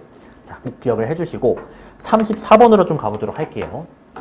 이 문제도 물론 멋진 문제고요. 다만 이제 역시나 기출을 답습을 했다. 자, 어떤 점에서 좀 그렇냐면요. 첫 문장에 대놓고 distinction between이 나오잖아요. distinction 뜻이 뭐예요? 이거 기출 단어인데 이걸 모르시면 절대 안 됩니다. 구별인데 between A and B하고 구별이 나왔는데 이걸 안 나눈다? 안 되죠. 자, 당연히 나누셔야 돼요. A가 뭐냐면은 감각적인 인식 지각이고 B가 뭐냐면 합리적인 지식이에요. 이 둘로 나눠서 보셔야 돼요. 자, 여기서 그리고 하나의 교훈이 또 있는 게, 여러분 나누는 기준은요, 제가 멋대로 나누는 게 아니라 여러분이 멋대로 나누는 게 아니라 평가원이, 그러니까 지문에서 정해주는 겁니다. 예를 들어서 아까도 약간 그런 내용이 좀 나왔었잖아요. 물질과 정신 이렇게 나눠져 있는 지문이라고 칩시다. 그러면은 인식, 지각하고 지식은 다 정신에 속하잖아요. 이런 둘은 같은 거예요. 같다고 보고 읽으셔야 돼요. 근데 요 지문에서는 이 둘 사이에 구별이라고 했으니까 이 둘을 구별해야 돼요. 아시겠어요? 그러니까 절대적인 게 아닌 거예요. 인식과 지각, 또 뭐 지식과 인식 이거 구별해야 돼요, 말아야 돼요? 지문에 따라 다릅니다. 지문에서 찾는 거예요. 아시겠죠? 자, 그래서 이걸 꼭 기억을 해주시고 해석을 좀 해보면은 서구 철학 전통의 공통적인 또는 흔한 주제 중 하나는 바로 감각적인 인식과 합리적인 지식 사이의 구별이라고 합니다. 자, 저 둘이 어떻게 다른지 아직은 모를 수 있어요. 자, 좀 더 볼게요. 플라톤은요. 플라톤 이후로요. 이 합리적인 이성 또는 합리적인 이성적인 어떤 사고의 우월함은 뭐에 기초해 있냐면 다음을 보장하고 확언하는 데 있대요. 뭐냐? 그것은요. 즉, 그것이 가리키는 건 앞에 나온 이 합리적인 이성을 말하는 건데 진실된 지식을 extract, 추출할 수 있대요. 경험으로부터. 즉 진실을 추출할 수 있는 건 뭐다? 합리적인 이성이구나. 합리적인 이성, 합리적인 지식과 이제 연결을 해주시면 되겠죠. 자, 괜찮으실까요? 그러니까 지금 여기서 이제 좀 구별되고 있는 게 감각적인 인식과 감각적인 인식이라고 할게요. 네, 그 다음에 합리적인 지식 또는 뭐 이성 그리고 뭐 뒤에 나오는 어떤 추론, 사고 다 괜찮을 거라고 보시면 되겠습니다. 이렇게 나눠져 있는데 이 중에 진실된 지식을 추출해내는 건 물결 쪽이더라. 이렇게 봐주시면 되겠습니다. 자, 그 다음이요. 뭐 국가란 책이 나오는데 이거는 이제 뭐 됐고 이것도 볼게요. 인식은요. 이거 perception 밑줄이었잖아요. 인식은요. 본질적으로 밑줄 쳐주세요. unreliable 믿을만하지 못하고요. misleading 오해의 소지가 있대요. 자, 왜냐하면은 감각도 밑줄이었죠. 감각은요. 뭐에 영향을 받냐면 오류랑 착각의 영향을 받는데요. 자, 뒤에 예시 보면 이거 무슨 말인지 바로 알 수 있는데 보실게요. 이게 지금 온리 때문에 해스가 도치가 된 구조가 되겠습니다. 오로지 합리적인 도치된 거 아니에요? 왜 이러냐? 오로지 합리적인 담론만이 has the tool, 도구를 갖고 있대요. 뭐할 도구냐면은 착각을 극복할 도구를 갖고 있다고 합니다. 되셨죠? 자, 그리고 to point towards the true knowledge. 진실된 지식을 향해서 뭔가 가리킬. 지식 저기 있어. 라고 그럴 만한 도구를 갖고 있다. 이렇게 봐주시면 돼요. 그러니까 앞에 거랑 딱 대비되는 거죠.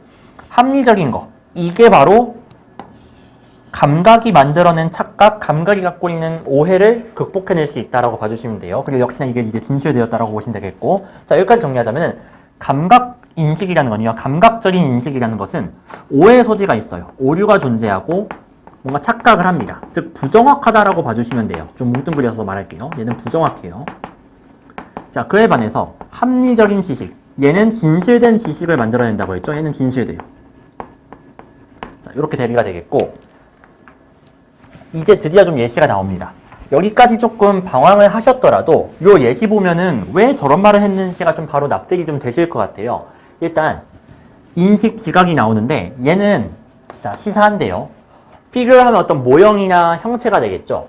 in the distance니까 멀리 있는 형체가 더 작다고 시사하는데요. than it really is. 실제보다. 그렇죠. 멀리 있을수록 작아 보이죠. 근데 그렇다고 해서 그 사람이 작아진 거예요?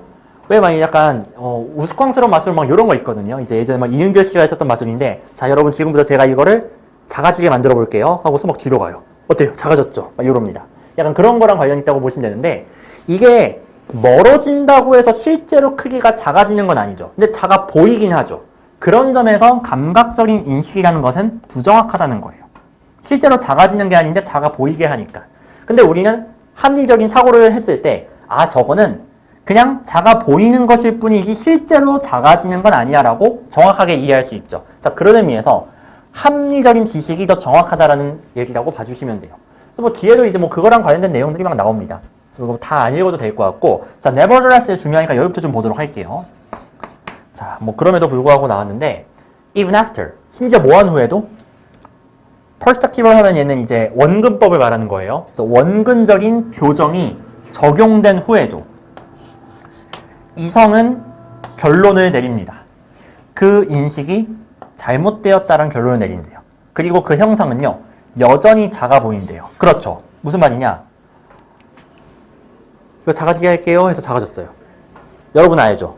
얘가 실제로 작아진 게 아니라는 것을, 작아 보인다는 것을. 그게 바로 원근법적인 교정이고 그 인식이 틀렸다라고 이성이 결론을 내린 거예요. 그럼에도 불구하고 이게 멀어지면 여전히 작아 보이는 건 맞잖아요. 그쵸? 머릿속으로 아니야 저거는 작아 보이는 것 작아진 게 아니야 라는 걸 알고 있어도 여전히 시각적으로는 어때요? 차가 보여요. 얘는 계속 틀린다라는 거예요. 괜찮으시겠죠? 자, 그 다음 이제 다 왔습니다. 끝났어요. 왜 끝났냐면은 그 문제의 진실이니까 물결 아니에요? 그러면은 빈칸에는 뭐에 대한 내용이 들어가야 되냐면 물결에 대한 내용이 들어가면 되겠죠. 되셨죠? 즉 얘랑은 상반되고 얘랑은 부합하는 내용이 들어가면 될 거예요. 자, 그럼 답 몇 번입니까? 답은 5번이 되겠죠. 잘 보세요. perception, 밑줄이죠. rational, 물결이죠. 밑줄은 부정하고 나래의 법비니까. 얘는 강조하고 딱 요거잖아요. 진실이라는 건요. 그 형상에 대한 인식에 있는 게 아니라 합리적인 표현, 합리적인 표상에서 드러난다. 정확하죠.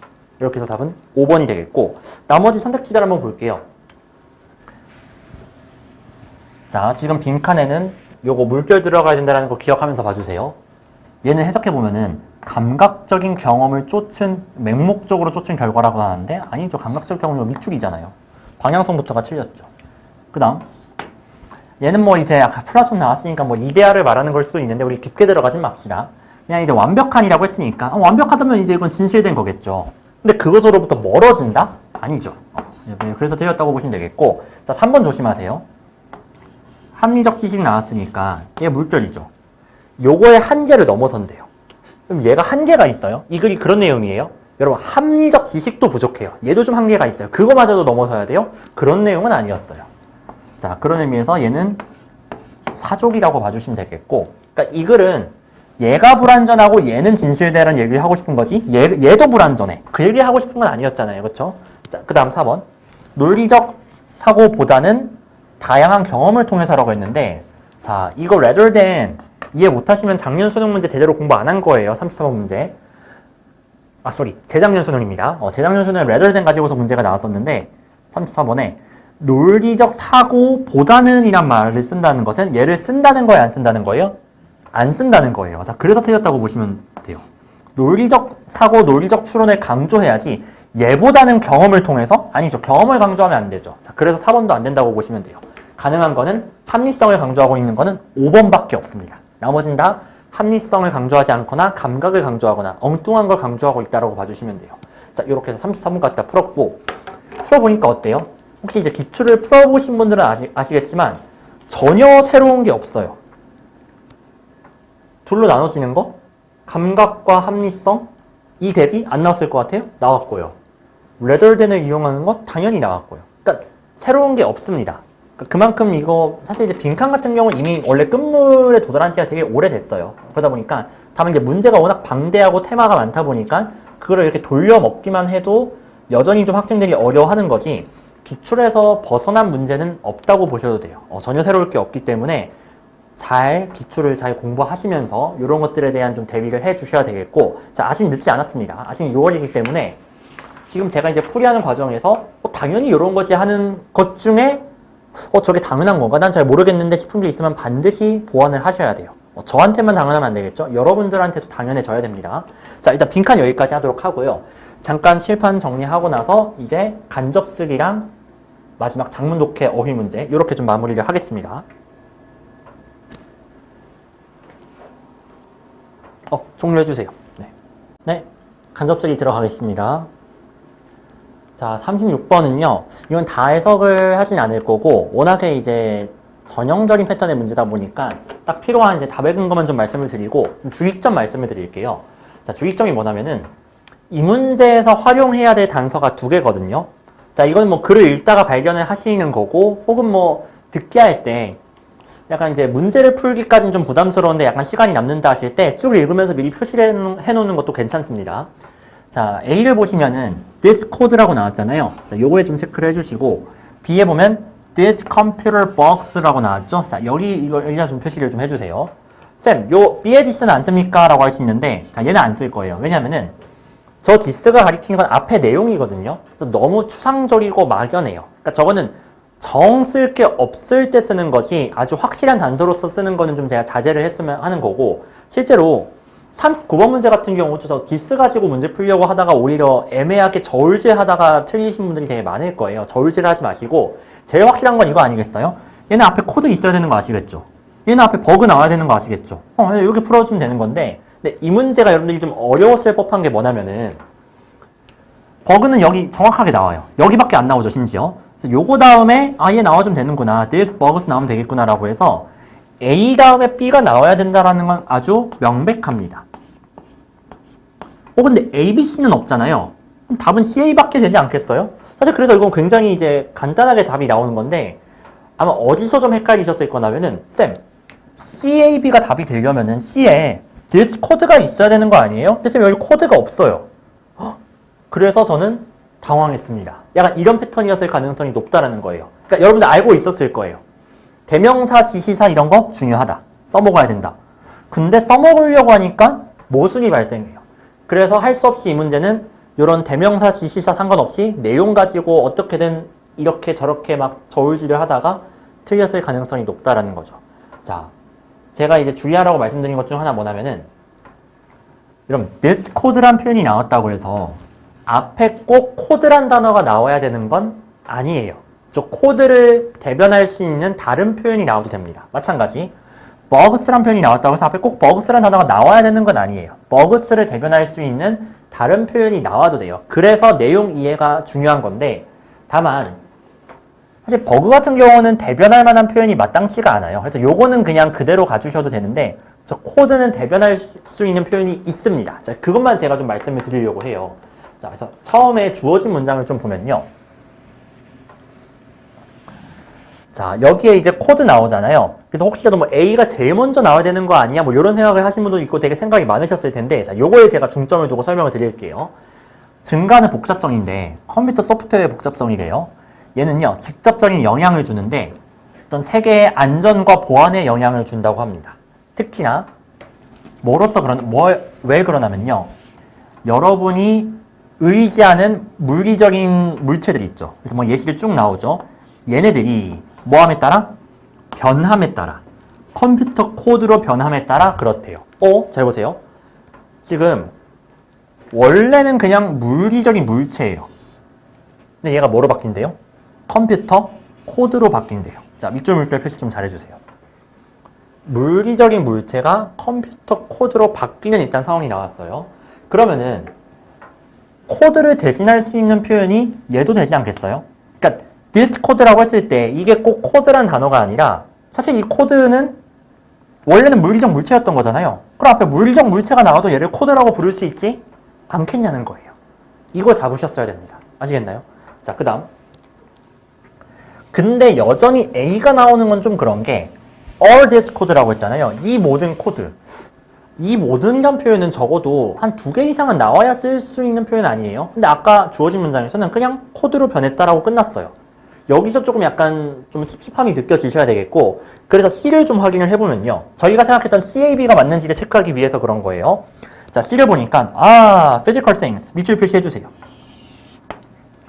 얘가 아까 주어진 문장에 뭐랑 똑같냐면은 physical object랑 똑같다라는 거 아시겠죠? 그쵸? 제가 그거 밑줄 표시한 거 맞죠? 얘는 점점 더 정보 기술이 된대요. 자, 이거 뭐로 보이셔야 됩니까? 정보 기술? 물결 표시해주세요. 얘가 바로 코드가 되겠죠. 컴퓨터 코드. 아니, 컴퓨터가 정보 기술이잖아요. 그쵸? 그리고 나서 갑자기 차 왜 나와요? 이거에 대한 예시죠. 밑줄 표시해주세요. 차는요, 컴퓨터래요. 그렇죠. 차가 이젠 컴퓨터가 된 거예요. 어떤 컴퓨터? 우리가 타고 다니는 컴퓨터요. 그 다음 에어플레인. 얘도 밑줄 표시해주세요. 얘는 단지 뭐에 불과하다? 날아다니는 솔라리스에 불과하대요. 얘 물결 표시해주세요. 솔라리스 박스 뭔지 몰라요. 하지만 기술과 관련된, 그러니까 정보 기술과 관련된 거겠죠. 제가 이제 찾아보니까 얘가 그 운영체제라고 하나요? 저도 막 자세히 모르지만 유닉스에 따른 이름이라고 하네요. 그래서 역시나 이제 정보 기술과 관련된 거라고 보시면 돼요. 괜찮으시겠죠? 자, 이런 식으로 주어진 문장도 그렇고 C도 그렇고 원래는 물리적인 물체였는데 얘가 정보기술, 즉 컴퓨터로 바뀐 것들이 나왔다라고 봐주시면 돼요. 그러면 all this code 나올 수 있어요? 없어요? 있어요. 얘네들이 다 컴퓨터 코드예요. 물결이 전부 다 컴퓨터 코드예요.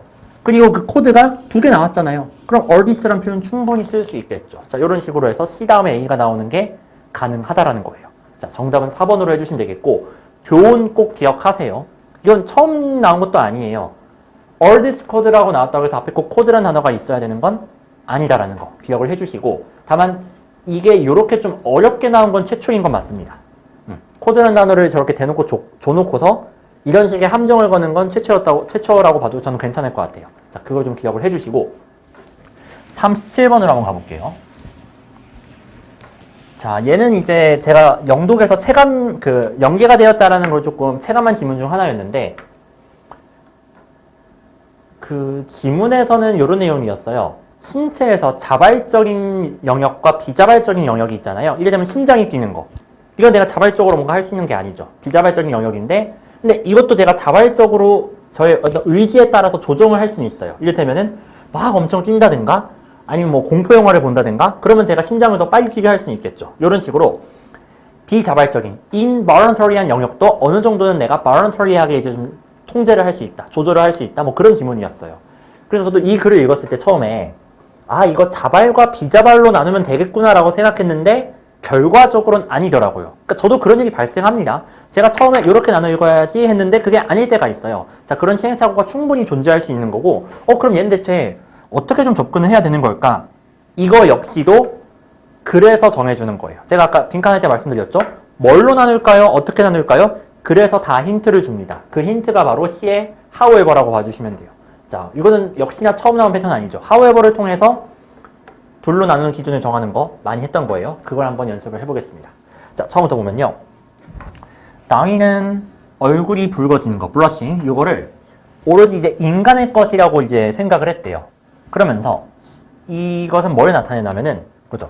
비자발적인 신체적인 반응을 나타낸대요. 이거는 어떤 당황함이라든가 자의식, 사회환경 속에서의 자의식, 이런 거에 의해서 유발되는 그런 비자발적인 행동이라는 거죠. 그렇죠? 얼굴이 붉어진다? 내가 일부러 붉어지게 할 수는 없잖아요. 그냥 저절로 붉어지는 거잖아요. 그리고 주로 좀 당황스러울 때 발생하는 일이라는 거죠. 뭐 당연한 일이 나온 거고요. 자, 그 다음 A 볼게요. 어쩌면 우리의 잠깐의 어떤 체면을 잃는 거, 당황한 거랑 좀 연결할 수 있을 것 같긴 해요. 잠깐 그 체면을 잃는 거, 당황하는 것은 이익을 준다고 합니다. 장기적인 응집력에, 그 집단의 응집력에는 이익을 준대요. 그래서 뭐 얼굴 붉히기를 말하는 것 같고, 얼굴 붉히기가 뭔가 이익이 될 수 있다는 내용을 말하고 있어요. 좀 더 볼게요. 누군가가 사회적인 어떤 실수를 한 후에 얼굴을 붉힌다면은 이들은요, 좀 더 호의적인 관점에서, 호의적인 시각에서 바라봐질 거래요. 누구보다요? 얼굴을 붉히지 않는 사람보다도요. 그쵸? 누군가가 잘못을 했는데, 아니면 살다 보면 잘못할 수 있잖아요. 잘못을 했는데, 내가 뭘 잘못했는데? 내가 뭐 어쨌는데? 하는 사람보다는, 어떻게 내가 잘못했어? 어떡하지? 너무 미안해. 하는 사람이 조금 더 호감이 가지 않겠어요? 자, 그런 식의 장기적인 어떤 사회적 결합에서 봤을 때 조금 더 얘가 더 이익이 있다라는 거예요. 그래서 A의 내용은, 지금 이 글의 테마가 블러싱이라는 거 아시겠죠? 블러싱에 대한 건데, 얘가 가지고 있는 긍정적인 측면이 나왔다라고 봐주시면 되겠습니다. 자, 그 다음 B를 볼게요. 우리가 어색해하거나 뭔가 당황을 할 때, 혹은 뭔가 부끄러워할 때가 되겠죠? 우리가 혼자 있을 때, 그때 우리는 얼굴을 붉히진 않는데요. 그래서 이 얼굴 붉히기는요, What others are thinking of us. 다른 사람이 우리에 대해서 어떻게 생각할까? 이거에 대한 어떤 우려나 관심에 의해서 유발되는 것 같아요. 그렇죠? 혼자 있을 때 얼굴이 붉혀지는 경우는 없으니까. 자, 그 다음 연구가 확증하기를 단지 듣는 거죠. 수동태니까 듣는 거예요. 너가 You are blushing. 너 얼굴 빨개지고 있어 라는 말을 듣는 것만으로도 그것을 가져온다라는 거죠. 즉, 너 얼굴 빨개졌어 라는 얘기를 들으면 얼굴이 빨개진다라는 거예요. 자, 그 다음에 우리는요, 마치 다른 사람이 우리의 뭔가 피부를 꿰뚫고 우리의 뭔가 머릿속을 들여다보는 것처럼 느낀다라는 거예요. 그럼 B에는 역시나 블러싱, 그러니까 얼굴 빨개지기에 대한 내용이 나왔는데, 이게 뭔가 좋다라는 내용은 아니죠. 그냥 얘는 사회적이다. 혼자 있을 때 얼굴 안 빨개져. 그래서 뭔가 얘의 어떤 사회성에 대해서 나왔다고 보시면 되겠고요. 쏘리. 자, 사회성. 그러니까 사회적인 성격이라는 뜻입니다. 사회성이 좋다 이게 아니라. 그 다음, 이제 대망의 C가 드디어 나왔죠. 얘가 분수령이에요. 잘 보세요. 자, 하지만, 우리가 때때로 사라지고 싶을 때가 있긴 하지만, 뭐 할 때요? 의도치 않게, 비자발적으로 얼굴이 빨개졌을 때, 나 사라지고 싶다라는 생각이 들긴 하지만, 심리학자들은 주장합니다. 이 얼굴 빨개짐은요, 긍정적인 사회적인 목적을 한대요. 긍정적인 물결 긍정적인 형광펜 해주시고요. 자, 이거 A에서도 나왔던 거죠. 지금 A랑 C랑 똑같은 내용이 나왔거든요. 잠깐만요. A랑 C랑 똑같은 내용이 나왔어요. 둘 다 이 얼굴 붉히기가 긍정적인 측면이 있다. 이 얘기하고 있는 겁니다. 괜찮으시겠죠? 자, 질문. A랑 C 중에 플러스 내용이 최초로 나온 건 어디예요? C죠. 왜? 얘 때문에. however가 나왔다는 거는 얘가 이 긍정적 측면 내용이 최초로 나왔다는 거예요. 이 앞에는 부정적인 측면이 나왔어야 되겠죠. 그렇죠? 부정적인 측면이 나왔어야 되는 거고, 그리고 그 내용은 주어진 문장에 나왔었죠. 이거 뭔가 당혹감에 의해서 유발되는 것이다. 그렇죠? 이게 뭐 이제 긍정적이라고 볼 수는 없잖아요. 뭐 내가 당황했을 때, 자의식을 느낄 때, 그때 이제 발생하는 거라고 보면 되겠고, 그거랑 대비되는 게, 아니다, 이거. 긍정적인 사회적인 어떤 목적을 수행한다. 아까 뭐 사회 응집력에 기여한다든가 그런 내용이 나왔었잖아요. 자, 그런 의미에서 이제 A랑 C가 같이 연결이 된다라고 봐주시면 돼요. 괜찮으실까요? 그럼 이제 저희가 이제 처리해야 될 거는 B인데, B를 어디에 넣어야 될까? 이것만 생각하면 되거든요. B가 먼저 나오고 CA가 나와야 될까? 아니면 CA가 나오고 B가 나와야 될 건데, 아까 B 같은 경우는 물론 사회적인 성격에 대해서 얘기를 했어요. 그리고 C에서도 소셜 퍼포스라고 했죠. 그러니까 사회적인 것에 대한 내용은 계속해서 이어지고 있는 거예요. 그런 의미에서 B가 먼저 나와야 되는 것도 있고, 제일 결정적인 것은 아까 B 처음에 뭐 나왔어요? 우리가 당혹감을 느낀다고 했잖아요. 주어진 문장도 당혹감을 느낄 때고 얘도 당혹감을 느낄 때. 그렇기 때문에 다소 좀 이것에 뭐 극단적으로 마이너스는 아니지만 살짝 마이너스한 측면이 역시나 언급되었다라고 봐도 되겠죠. 자, 그런 의미에서 얘가 제일 먼저 주어진 문장 다음에 이어져야 되겠고, 그 다음에 CA가 이어지는 이런 형태로 가는 게 맞다라는 거겠죠. 이렇게 동일한 내용끼리 잘 연결을 해주는 게 필요하겠습니다. 자, 답은 이제 DCA, 답 3번이 되겠고요. 결국 순서 문제는 둘 중 하나예요. 단서를 가지고 풀거나 같은 내용끼리 잘 연결하거나. 그래서 아까 풀었던 36번은 단서 가지고서 잘 풀어주시면 되겠고, 명시적 단서 가지고서. 이 37번 같은 경우는 동일한 내용끼리 잘 붙여주시면 되겠고, 동일한 내용끼리 붙이려면 일단 잘 나눠야 되겠죠. 그 나누는 기준은 이 however가 제공했다라는 거. 자, 이걸 가지고서 이제 문제를 풀어주시면 되겠습니다. 전형적인 패턴이었어요. 자, 그 다음 이제 삽입으로 가보겠습니다. 38번이요. 38번은 어떤 점에서 너무나도 전형적이라고 제가 생각을 하냐면은, 주어진 문장 보세요. 거기 instead 보이시죠? 그럼 instead는 제가 33번이었나요? 잠깐만요. 32번. 32번에서 말씀드렸듯이 앞에 부정 표현이 나올 가능성이 압도적으로 높습니다. 물론 부정 표현이 안 나오고 instead가 나올 때도 있기는 있어요. 근데 어쨌든 앞에 부정 표현이 나올 거를 조금 예상을 해주시면 좋겠고, 그리고 하나만 더요. 제가 절대 야매로 앞에 부정 표현이 있으니까 뒤에 instead 나와야 돼? 그렇게 가르치지 않았습니다. 하나의 조건이 더 있다고 했죠. 바로 주어를 공유한다라는 거예요. 똑같은 주어가 나오고 앞에는 한 번은 부정, 그 뒤에는 한 번은 긍정, 이렇게 나왔을 때 이 둘은 연결이 될 가능성이 굉장히 높다라는 거죠. 그래서 이것도 체크를 해주시면 돼요. 자, 저는 이거 어떻게 일단 풀었냐면요, 좀 시간을 좀 단축할 수 있을까 싶어서 instead를 보고 주어를 찾아봤어요. 자, 이 문장의 주어 뭡니까? 이게 좀 문장이 길긴 한데 주어가 이제 과학자잖아요. 그리고 이게 진짜 사실 절대 틀리면 안 되시는 게, 여러분 과학 내용 최초로 어디서 나온지 아세요? Science is an example 보이세요? 3번 뒤에. 과학은 예시이다. 과학이란 내용이 최초로 나온 건 3번 다음이에요. 그러니까 1, 2, 3번을 고르신 분은 진짜 아무것도 모르는 거예요, 진짜. 이거 아셔야 돼요. 과학이 최초로 나온 건 3번 뒤에요. 답은 4번 아니면 5번이 돼야 되는데, 근데 4번 앞에 있습니까?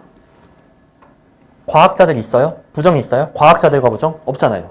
근데 보세요. 4번 뒤에 보니까 부정이 있고요. 대의가 있는데 이 대의가 과학자예요. 완전 빼버리잖아요. 답이 5번이 아닐 수가 없는 거죠. 그러니까 이거는 거저 두셔야 되고 시간도 단축하셔야 돼요. 확신까지 가지셔야 되고요. 혹시 모르니까 저희가 체크 좀 해보겠습니다. 이게 뭐에 대한 내용이냐면은, 그 사회적으로 사회 제도를 뭔가 훈련을 받을 때 공식적인 훈련이 있고 비공식적인 훈련이 있잖아요.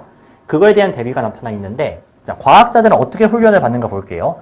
비록 과학자들이 어떤 이제 substantive content of their discipline, 그들의 어떤 학 과목에 뭔가 실증적인 그런 내용물들을 훈련을 받기는 하지만, 즉 이들도 뭔가 공식적인 교육을 받기는 하죠. 당연히 학교 같은 데서. 그렇기는 하지만 이들이 공식적으로 교육을 받는 건 아니래요. 뭐에 대해서요? 어떻게 하면 좋은 과학자가 됐는가라는 그런 공식 교육을 받는 거는 아니라고 합니다. 넣어볼게요. 그 대신에 마치 이제 어린아이처럼 어떻게 하면 조금 나이스하게 플레이를 할 수 있을까? 자, 요거를 이제 배우는 어린아이처럼 뭐 견습 과학자, 즉 이제 과학자가 되려는 사람, 이 사람은요 얻는데요. 자신의 이해인데 도덕적 가치에 대한 이해를 얻는다고 합니다. 이 도덕적 가치는요 그 역할 안에 내재되어 있다고 하고요. 자, 근데 중요한 건 이거죠. 뭐로부터 얻어요? 뭐함으로써? 그들의 동료로부터의 흡수를 통해서, 즉 사회화를 통해서 얻는데요. 뭔가 좋은 과학자가 되는 법, 수업을 들어서 되는 게 아니라 그들의 동료로부터의 어떤 사회화 과정을 통해서 학습을 한다는 거예요. 자, 흐름 괜찮다는 거 아시겠죠? 요즘 같은 경우도 나라의 법비가 아니 어떻게 32번하고 너무 겹치지 않아요, 근데? 공식과 비공식의 대비가 나타나 있는 거예요. 아까도 뭔가 되게 격식을 가지고 뭔가 공식적으로 형식적으로 계산을 하는 것과 그냥 좋은 게 좋은 거지 하면서 사회적으로 하는 게 있었잖아요. 얘도 역시 포멀리 하는 것이냐 아니면 사회적으로 하는 것이냐의 대비가 나타나 있습니다. 인스테드까지 겹치고 거의 소재가 겹친다고 보시면 돼요. 수능 때는 이런 일이 없겠죠. 아무래도 6월이니까 가능한 거고, 자, 이렇게 해서 답은 쉽게 5번으로 확정을 해주시면 되겠습니다. 자, 넘어갈게요. 마지막 39번 삽입 문제 풀겠습니다. 이거 하고 이제 42번 부가적으로 제가 해드린다고 했죠. 39번은 조금 그래도 기존의 패턴을 약간 벗어나려는 느낌이 좀 있었던 게, 예전에 되게 유행했었던 패턴 중 하나고 지금도 좀 잊을만 하면 나오는 건데요. 어떤 거냐면요, 주어진 문장에 역접 연결사가 있는 경우예요. 잘 보세요. 이거 되게 중요해요. 역접 연결사가 나오면 당연히 이 앞뒤에는 대비되는 내용이 나와야 되잖아요. 이를테면 이 뒤에 물줄 내용이 나왔다고 칩시다. 그럼 이 앞에까지 무슨 내용 나왔어야 되냐면 밑줄 내용이 나와야 되겠죠. 그럼 요 지문은요 10중 8구 이런 구조예요. 어느 순간부터 밑줄 내용이 나오다가 갑자기 물줄 내용으로 바뀌어요. 자, 질문. 그럼 이 문장 어디에 들어가야 돼요? 딱 바뀌는 요 지점에 들어가야 되겠죠. 괜찮으시겠죠? 왜냐면 역접 연결사가 쓰였다는 건 요 물줄 내용이 최초로 나왔다는 거기 때문에 이게 제일 먼저 나온 요 지점에 들어가야 돼요.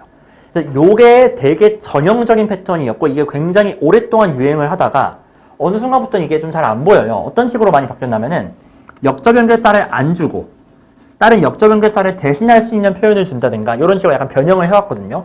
얘도 살짝 변형이 된 게 역접 연결사를 처음에 주는 게 아니라 중간에 줬죠. as a result의 시선이 뺏기시면은 오히려 문제를 풀기 힘드셨을 것 같아요. 인과는 파악하기가 힘들어요. 근데 이건 확실하잖아요. 확실한 걸로 가셔야 됩니다. 자, 그래서 한번 체크를 해보면은 그래도 이 문제가 좀 쉬운 거는 중간에 있는 덕분에 밑줄과 물결이 뭔지 확실하게 알 수 있어요. 앞에 보니까 얘가 뭔지는 아직 모르겠어요. 얘는요, fit하고 grow better, 더 잘 성장한대요. fit가 건강하다는 뜻까지 알고 있으면 너무 좋겠죠. 자, 건강하고 더 잘 성장한다, 긍정적인 내용이 나왔고, 뒤에는 are particularly long-lived, 딱히 오래 살지 못한다면서 좀 부정적인 측면이 나왔다고 보시면 돼요. 자, 그럼 글을 읽다 보면은 좀 괜찮은 긍정적인 내용 나오다가 어느 순간 부정적인 내용 나올 거예요. 그거 찾아주시면 되는 겁니다. 그거 파악해 주시면 돼요. 자, 그럼 한번 볼게요. 나무의 어떤 이제 성장에 대한 건데, 얘부터 한번 보겠습니다. 앞에가 좀 어렵긴 해서 해석을 해드리는 것도 괜찮을 것 같고, 지금 시간이 어떻게 되죠? 네. 앞에 좀 볼게요. 그러면은 나무가 함께 성장을 할 때 영양분과 물은요 아주 최적의 상태로 분배가 된대요. 나무들 사이에. so that 뭐 하도록? 이 각각의 나무가 그것이 될 수 있는 최선의 나무가 되도록요. 그러니까 이게 무슨 말이냐? 나무가 이를테면 다 똑같지 않을 거 아니에요. 되게 큰 나무가 있고 작은 나무가 있을 텐데 얘네한테 똑같이 영양분을 준다는 게 말이 되겠습니까? 안 되겠죠. 얘는 영양분을 좀 많이 주고 얘는 좀 적게 주고 이렇게 해도 되겠죠. 그러니까 뭐 주긴 주는데 좀 적게 주는 거죠. 얘는 되게 많이 주고. 그렇게 하면 얘네 둘 다 잘 자랄 수 있겠죠. 그렇지 않고 똑같이 그냥 반반씩 나눠서 준다? 라고 했을 때 그럼 얘는 죽을 수도 있잖아요. 영양분이 부족해서 얘만 살고. 그럼 얘만 살면 얘는 좋느냐면 그렇지 않다라는 내용이 나올 거예요. 자, 그런 얘기라고 봐주시면 되겠고, 만약 너가 어떤 개별적인 나무를 도와준다면, 뭐함으로써? 이들의 어떤 경쟁자라고 생각되는 것을 제거함으로써 얘를 도와준다면은, 자, 지금 무슨 말이냐? 아까 이 두 가지 나무 있었었죠? 큰 나무랑 작은 나무가 있었는데, 사람이 봤을 때, 이 작은 나무가 큰 나무 때문에 뭔가 빛도 가려지고 영양분도 얘가 다 빨아먹고 해서 뭔가 얘가 잘 못 살 것 같아. 그래서 사람이 임의로 개입해서 얘를 제거했다고 칩시다. 도와준답시고. 자, 그럼 어떻게 된대요? 남아있는 나무도 잃게 된대요. 즉, 얘도 죽는다는 거예요. 느낌 아시겠나요? 자, 이들은요, 메시지를 보내는데 이들의 이웃한테 성공적이지 못하대요, 이게. 왜냐하면은, 어떤 것도 남아있지 않기 때문에 그렇대요. 뭐를 제외하고는? 구루터기를 제외하고는. 즉, 얘가 다른 나무들한테 뭔가 메시지를 보내는데, 뭐 얘 죽고, 뭐 주변에 있는 애들 다 죽고, 구루터기만 남아있으니까, 딱히 뭔가 이제 소통이 안 된다라는 거죠. 그러니까 좀 생략되어 있는 정보가 좀 있긴 한데, 나무도 어쨌든 이웃이 있고 서로 뭔가 이제 주고받을 수 있는 그런 다른 나무들이 있어야 생존할 수 있다는 거겠죠. 그러니까 생태계라는 게 그렇잖아요. 어느 특정 부분만 딱 잘라가지고 얘만 살린다? 또는 얘만 없앤다? 이게 참 어렵잖아요. 서로 다 연결되어 있는 거고, 그런 어떤 나무 간의 어떤 상호 연결성? 그런 내용이 좀 나왔다고 봐주시면 돼요. 자, 그럼 내용 대충 이제 파악되셨겠죠? 자, 이제 1번 지부터 볼게요. 그래서 individuals는 이제 나무를 말하는 거겠죠? 나무의 개체를 말하는 건데, 몇몇 나무 개체는 광합성을 한대요. run mad, 미친 듯이. 뭐 할 때까지? positively 물결이. 형광펜 해주세요. 긍정적으로 이 sugar, 당분이 긍정적으로 거품이 있는 거죠. 뭘 따라서? 이들의 줄기를 따라서요. trunk, 줄기를 따라서. 자, 그 다음 긍정적인 내용 이어지나 봅시다. 이것은 뭐 때문이냐면은 나무가 단지 강해질 수 있대요. 뭐만큼만? 숲인데 그 나무를 둘러싸고 있는 숲만큼만 강해질 수 있대요. 즉, 숲이 약하면은 나무도 더 이상 강해질 수가 없다는 거예요. 이걸 긍정적인 내용으로 보기는 어렵죠. 한계를 짓고 있잖아요. 그렇죠? 한계를 짓고 있다는 점에서 뭔가 조금 확 깨는 내용이 나왔습니다. only에다 일단 표시를 해주시고요. 그 뒤에 보면요. and 나왔으니까 비슷한 방향성이 이어져야 될 거예요. There are a lot of losers. 이제 패배자들이 많이 존재한다고 합니다. 숲에는. 자, 숲에는 패배자가 많이 존재한대요. 근데 그 숲만큼만 강해질 수 있대요. 이게 긍정적이에요? 절대 아닌 거 아시겠죠? 따라서 1번 뒷문장까지는 얘가 뭔가 막 광합성 미친 듯이 해서 뭔가 잘 자라는 것처럼 보였지만 그 뒤에는 그 성장이 제한된다는 내용이 나왔기 때문에 방향성이 바뀌었다는 거 아시겠죠? 이렇게 해서 답은 2번으로 확정을 지어주시면 되겠습니다. 물론 이것도 가능해요. 얘가 부정적이라는 걸 알았으면은 쌤, 그럼 앞에도 디스가 가리키는 것도 부정적이어야 되겠네요. 근데 앞에 부정적인 게 안 나왔어요. 이렇게 하셔도 괜찮아요. 다 괜찮습니다.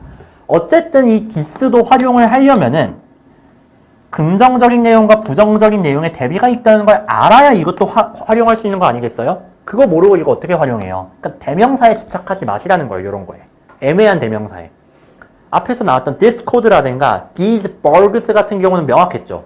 근데 이런 this는 되게 애매해요. 그러니까 이런 거 너무 활용하려고 하지 마시고, 자, 내용 사이의 연결성 또는 대비 관계, 요거를 잘 파악하는 게 훨씬 더 중요하다는 거 기억을 해주시고, 자, 39번 이렇게 마무리하도록 하겠습니다. 자, 여기서는 제가 이제 강조하려고 하는 게, 오늘은 사실 그 재진수를 강조할 일은 별로 없었고, 이항 대립을 좀 제가 많이 강조를 했잖아요. 자, 마지막으로 가치 판단 강조를 좀 할게요.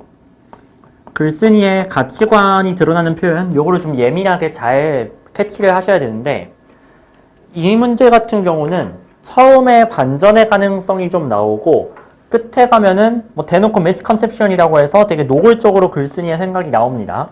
그래서 사실 시간적 여유가 있었다면은 끝까지 한번 읽고서 앞으로 가는 것도 방법이 될 수는 있어요. 근데 시간을 단축하려면은 처음에 이게 보이셨어야 돼요. 자, 시작이 어떻게 시작되냐면 many negotiators라고 나오죠. 많은 협상가들이 가정한대요. 모든 협상은 고정된 파일을 포함한다고 가정을 한대요. 그리고 이어서 보세요. 협상가들은요, 종종 접근을 하는데 통합적인 협상 기회에 접근을 한대요. 뭐로써 접근하냐면 제로섬 상황으로 혹은 뭔가 승자가 있으면 패자가 있는 그런 승패 교환으로 접근을 한대요. 자, 잘 생각해 보세요.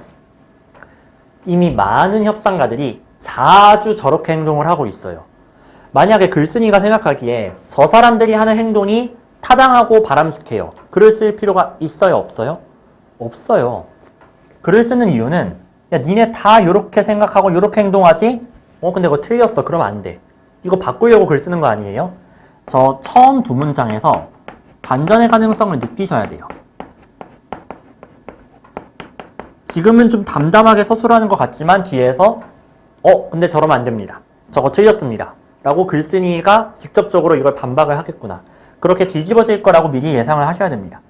알고 가셨으면 되게 편할 거예요. 그래서 글쓴이는요. 자, 미리 말할게요. 고정된 파이 있죠. 얘 틀렸다고 생각해요. 고정된 파이? 아니야. 그런 식으로 생각하면 협상이 안 되지. 고정된 파이에 대해서 비판적이다라고 봐주시면 돼요. 그리고 그 고정된 파이라는 게 바로 제로섬 그리고 win, lose, exchange가 되겠죠. 그렇잖아요. 파이가 이렇게 있어요. 이걸 둘이 나눠 갖는다고 했을 때 딱 이제 둘이 반으로 나눠 가질 수도 있을 거고 만약에 내가 좀 더 이만큼 가져가고 싶어요. 근데 내가 이만큼 가져가면 그만큼 상대방도 어때요? 이만큼 덜 가져가게 되겠죠. 그러니까 누군가가 더 가져가면 누군가는 덜 가져갈 수밖에 없는 거 이게 바로 고정된 파이의 상황인 거고 이게 제로섬이자 lose, win, exchange가 되겠죠. 상황 이해되시겠죠? 근데 그런 식으로 보면 안 된다라는 거예요. 자, 근데 문제는 이렇게 믿는 사람들 이 고정된 파이를 믿는 사람들 글쓴이가 대놓고 허구에 허상해라고 했잖아요. 이 허구에 고정된 파이를 믿는 사람들은요. 당사자의 이익이 opposition 서로 상반되어서 있다고 생각을 한대요. 뭐의 가능성 없이?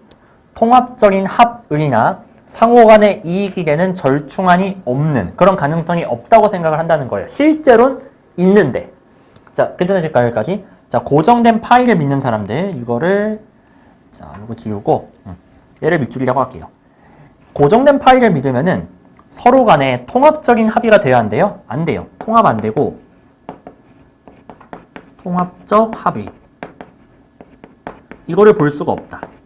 이렇게 봐주시면 되겠습니다. 그럼 반대로 이제 뭐 아직은 안 나왔지만 글쓴이가 생각되는 거는 고정된 파이를 잊어버리는 거죠. 파이는 고정되어 있지 않다. 이게 되어야 서로 뭘 할 수 있냐면 합의가 가능할 거예요. 자, 이게 글쓴이가 생각하는 바람직한 상황이다라고 봐주시면 되겠고요. 자, 이어서 볼게요.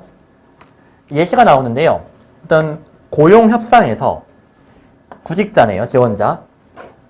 이게 월급이 유일한 문제라고 생각하는 요 구직자는요, 지원자는요, 고집한대요. 75,000달러를. 뭐 할 때? 고용주는 7만 달러를 제시하고 있을 때. 고용주는 7만 달러 주겠다는데 아니에요, 75,000 주세요. 이러고 있는 상황인 거예요. 자, 그 다음 only로 시작한 도치구문이 나오는데요. 자, 여기까지가 왼절, 그 다음에 조동사 도치되고 주어동사 나온 구조가 되겠습니다. 자, 보시면은 두 당사자가, 파리가 당사자예요. 추가적인 가능성을 논의할 때, 오로지 그럴 때만이 이들은 발견합니다. 뭐 이사비용, 뭐 시작하는 날짜, 이런 것들이 또한 협상이 될 수 있다는 것을 발견한대요. 이거는 협상이 되는 상황이 안 되는 상황이에요? 되는 상황이죠. 합의의 가능성이 좀 열렸잖아요.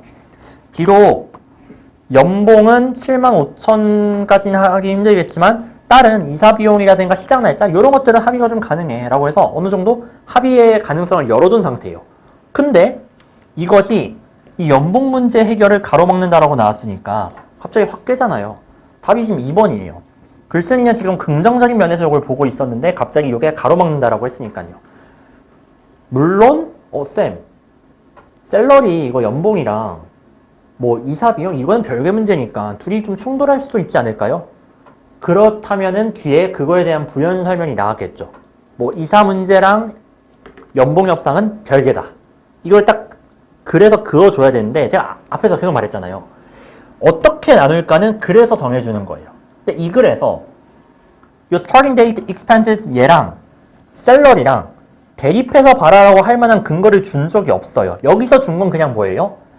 고정된 파일을 믿고 합의를 안 하는 사람들. 얘 나빠요. 합의를 하는 게 좋아요? 요 정도만 준 거죠. 그러면 좋아. 2번이 아직은 확실하지 않다고 칩시다. 애매할 수 있어요. 뭐 그래서 어려운 거고. 그럼 뒤에 읽으면서 확인하면 돼요. 과연 연봉과 다른 거의 협상의 대비가 나타나 있는가? 아니면 정말 저희가 처음에 예상한 대로 요 대비가 나타나 있는가? 이거 체크하면 되는 거 아니겠어요? 그래서 읽으면서 체크를 해보시면 되겠고 제가 중점적으로 보려는 데가 가치 판단이다 보니까 물론 다 읽으시면 돼요. 근데 여기서부터 좀 볼게요. 협상가인데 개인적인 이익에 초점을 맞춘 협상가는요. 뭐 할 가능성이 높냐면 이 고정된 파이 믿음의 영향에 있을 가능성이 높대요. 그리고 상황을 어떻게 접근해요? 경쟁적으로 접근할 가능성이 높대요. 자, 이거 밑줄 내용 되겠죠? 어떤 자신의 어떤 개인적인 이익을 추구하는 사람은 글쓴이가 좀 부정적으로 여기는 고정된 파이를 생각하는 사람들인 거예요. 이 점은 경쟁적으로 보고요. 자, 그 다음에 이번엔 좀 반대로 가치관에 초점을 두는 사람들이죠. 이 사람들은 가장 적게 이 고정된 파이로 볼 가능성이 있대요. 가능성이 적다고 했으니까 이건 좋은 거죠. 그리고 더 뭐 하는 가능성이 있냐면 그렇죠. 협력적으로 그 상황에 접근을 한대요. 딱 대비되는 거 아시겠죠? 경쟁적으로가 아니라 협력적으로 접근을 한다는 거예요. 이 협력적이라는 게 이게 바로 합의 가능성이 있다는 거 아니겠어요? 그렇죠? 같은 말이라는 거 아시겠죠? 자, 그 다음 마무리할게요. 좀 스트레스를 주는 상황, 뭐 시간 압박과 같은 이런 것들이 흔한 오해의 원인이 될 수 있고요. 그리고 이것은요. 다시 뭐로 이어지냐면 덜 통합적인 합의로 이어진대요. 통합적인 합의가 사실 좋은 거잖아요. 그렇죠? 이게 아까 좋은 거라고 나왔었는데 오해가 있으면 이 통합적인 합의로 이어질 가능성이 적다라는 거죠. 덜 이루어진다라는 거죠. 자, 그래서 차에 이제 대비되고 있다라는 거 아시겠죠? 역시나 마지막까지 읽었는데 글쓴이는 합의를 뭔가 원활하게 보느냐 안 보느냐 요걸로 나누고 있을 뿐 딱히 이 안에서 분야를 나눠가지고 연봉 협상과 다른 협상의 뭔가 대비, 어떤 협상 분야 간의 대비를 표시한 적은 전혀 없다고 보시면 되겠습니다. 자, 그래서 행여나 그래도 쌤 이럴 수 있잖아요 라고 생각을 하셨더라도 철회하셨어야죠. 근거가 없으니까. 아시겠죠? 답이 될 수 있는 건 2번밖에 없다라고 봐주시면 돼요. 자, 이렇게 42번까지 다 풀이를 해드렸고, 자, 마무리를 좀 하겠습니다. 자, 6월 일단 굉장히 중요한 시험이었고요. 또 좋은 시험이었고 멋진 문제들이 많이 있었고 잘 공부를 해주셔야 되겠고요. 이제 정말 더운 여름이 올 거거든요. 뭐 비도 엄청나게 많이 올 거라고 해요. 되게 기운도 빠지고 공부하기 싫고 막 이제 그럴 거예요. 근데 그럴 때 사실 좀 마음을 다잡을 수 있는 게 그래도 좀 공부하니까 성적도 오르고 수능 좀 잘 볼 수 있겠네라는 희망감이 되게 중요하거든요. 그거를 6월 때 느끼셨으면 참 좋은데 그러지 못했다라면은 진짜 각성하셔서 9월 때는 그걸 좀 느끼셨으면 좋겠어요. 그러지 않으면 9월 때가 거의 어떤 느낌이냐면 이미 수능이 끝난 느낌? 그러니까 이미 공부할 사람은 공부하고 이미 뭐 포기할 사람은 벌써 재수학원 알아보고 있고 약간 그게 9월이에요. 이제 9월 가시면 아실 거예요. 그런 일이 근데 안 일어나려면 9월 때는 그래도 내가 하니까 되네. 성적을 올릴 수 있네라는 좀 가능성을 보셔야 됩니다. 사람이 정말 힘든 게 뭐 제가 인생을 오래 산 건 아니지만 뭐 제가 뭐 오늘 또 2시간 자고 왔다고 했잖아요. 사실 몸이 힘든 것보다는 미래가 안 보일 때가 더 힘든 것 같아요, 우리가. 진짜 몸이 너무 힘들고 죽을 것 같아도 미래가 좀 보이고 내가 열심히 하니까 좀 알아주는구나. 좀 가능성이 보이네. 좀 꿈을 실현할 수 있겠네. 이게 좀 보이면은 몸이 피곤해도 이게 되더라고요. 오히려 즐겁게 되더라고요. 근데 희망이 안 보일 때가 제일 괴로운 것 같아요. 그거를 보려면은 매너리즘에 빠지시면 안 되고요. 늘 강조하는 거예요. 그냥 늘 하던 대로 제발 하지 마시고 내가 뭐가 약했는가, 뭐가 부족했는가를 꼭 찾아내셔서 그거를 보완하려고 하셔야 되겠고요. 자, 그리고 조금 구체적으로 등급별로 좀 솔루션을 드리자면은 일단 4등급 이하이시다. 무조건 기출하세요. 기출 안 하셨어요. 쌤 했는데요? 아니요, 안 하셨어요. 그냥 기출 감상, 선생님이 풀이하는 거 감상 구경하신 거지 제대로 기출을 공부하지 못한 상태입니다. 거기에 있는 단어, 구문, 그리고 제일 중요한 건 제가 계속해서 강조 드렸던 코드까지. 요렇게 나눠지는구나. 이 표현이 중요하구나. 여기선 요런 걸 찾아야 되는구나. 이런 것들을 최대한 공부를 해주시고 2, 3등급 같은 경우는요. 어느 정도 감은 있으세요. 뭐 이런 식으로 문제 나오지. 이게 중요하지. 감은 있는데 결정적으로 아까 제가 말씀드렸죠. 23번 같은 문제에서 2번, 3번 읽고 그리고 뭐 아까 33번, 34번 같은 문제 그런 거 2번, 3번 읽고 막 엉뚱한 답 뽑아버리고 이런 것들은 근본적으로 정보를 좀 다루지 못하는 거거든요. 그러니까 정보를 다룬다라는 거는 크게 2가지예요. 첫 번째는 여기 제가 적어놨듯이 요게 중요하구나. 이건 진짜 내가 꼭 잡아야 되는 정보구나 라는 걸 분간하는 안목. 즉 중요한 정보랑 중요하지 않은 정보를 좀 분간할 수 있는 안목, 이게 중요하고, 두 번째는 정보량을 줄이는 거예요. 당연히 뭘 가지고 줄여야 되냐면 얘 빼고 나머지는 신경 쓰지 말아야죠. 그런 식으로 정보량을 줄이는 안목 필요합니다. 제가 해설하면서 중간중간에 이거 어차피 뭐 이름이니까 예시니까 또는 뭐 이거는 뭐 부수적인 거니까 넘어갑시다. 이게 여러분도 되셔야 된다라는 거예요. 자, 그렇게 정보를 좀 분간하는 안목을 기르면서 단지 그냥 해석으로 끝나는 게 아닌 거예요. 해석 플러스 이 정보는 중요한가? 아니면 건너뛰어도 되는가? 이 정보는 좀 나눠서 봐야 되나? 이런 것들을 볼 줄 아셔야 된다는 거죠. 자, 그 다음에 마지막으로 1등급. 그래, 뭐 잘하고 있습니다. 근데 아마 이분들은 거의 다 제가 처음에 지적해드렸죠. 그냥 피지컬로 하고 있는 분들일 가능성이 되게 높아요. 아마 머리가 좋으실 거고 영어를 잘하실 거고 오랫동안 영어 공부를 해오셨을 거예요. 피지컬은 되게 좋으실 겁니다. 그렇지만 그럼에도 불구하고 뭔가 시험을 보는데 확신이 안 들고 찜찜하고 가끔 막 성적이 막 들락날락하고 이거는 정확한 근거가 없어서 그래요.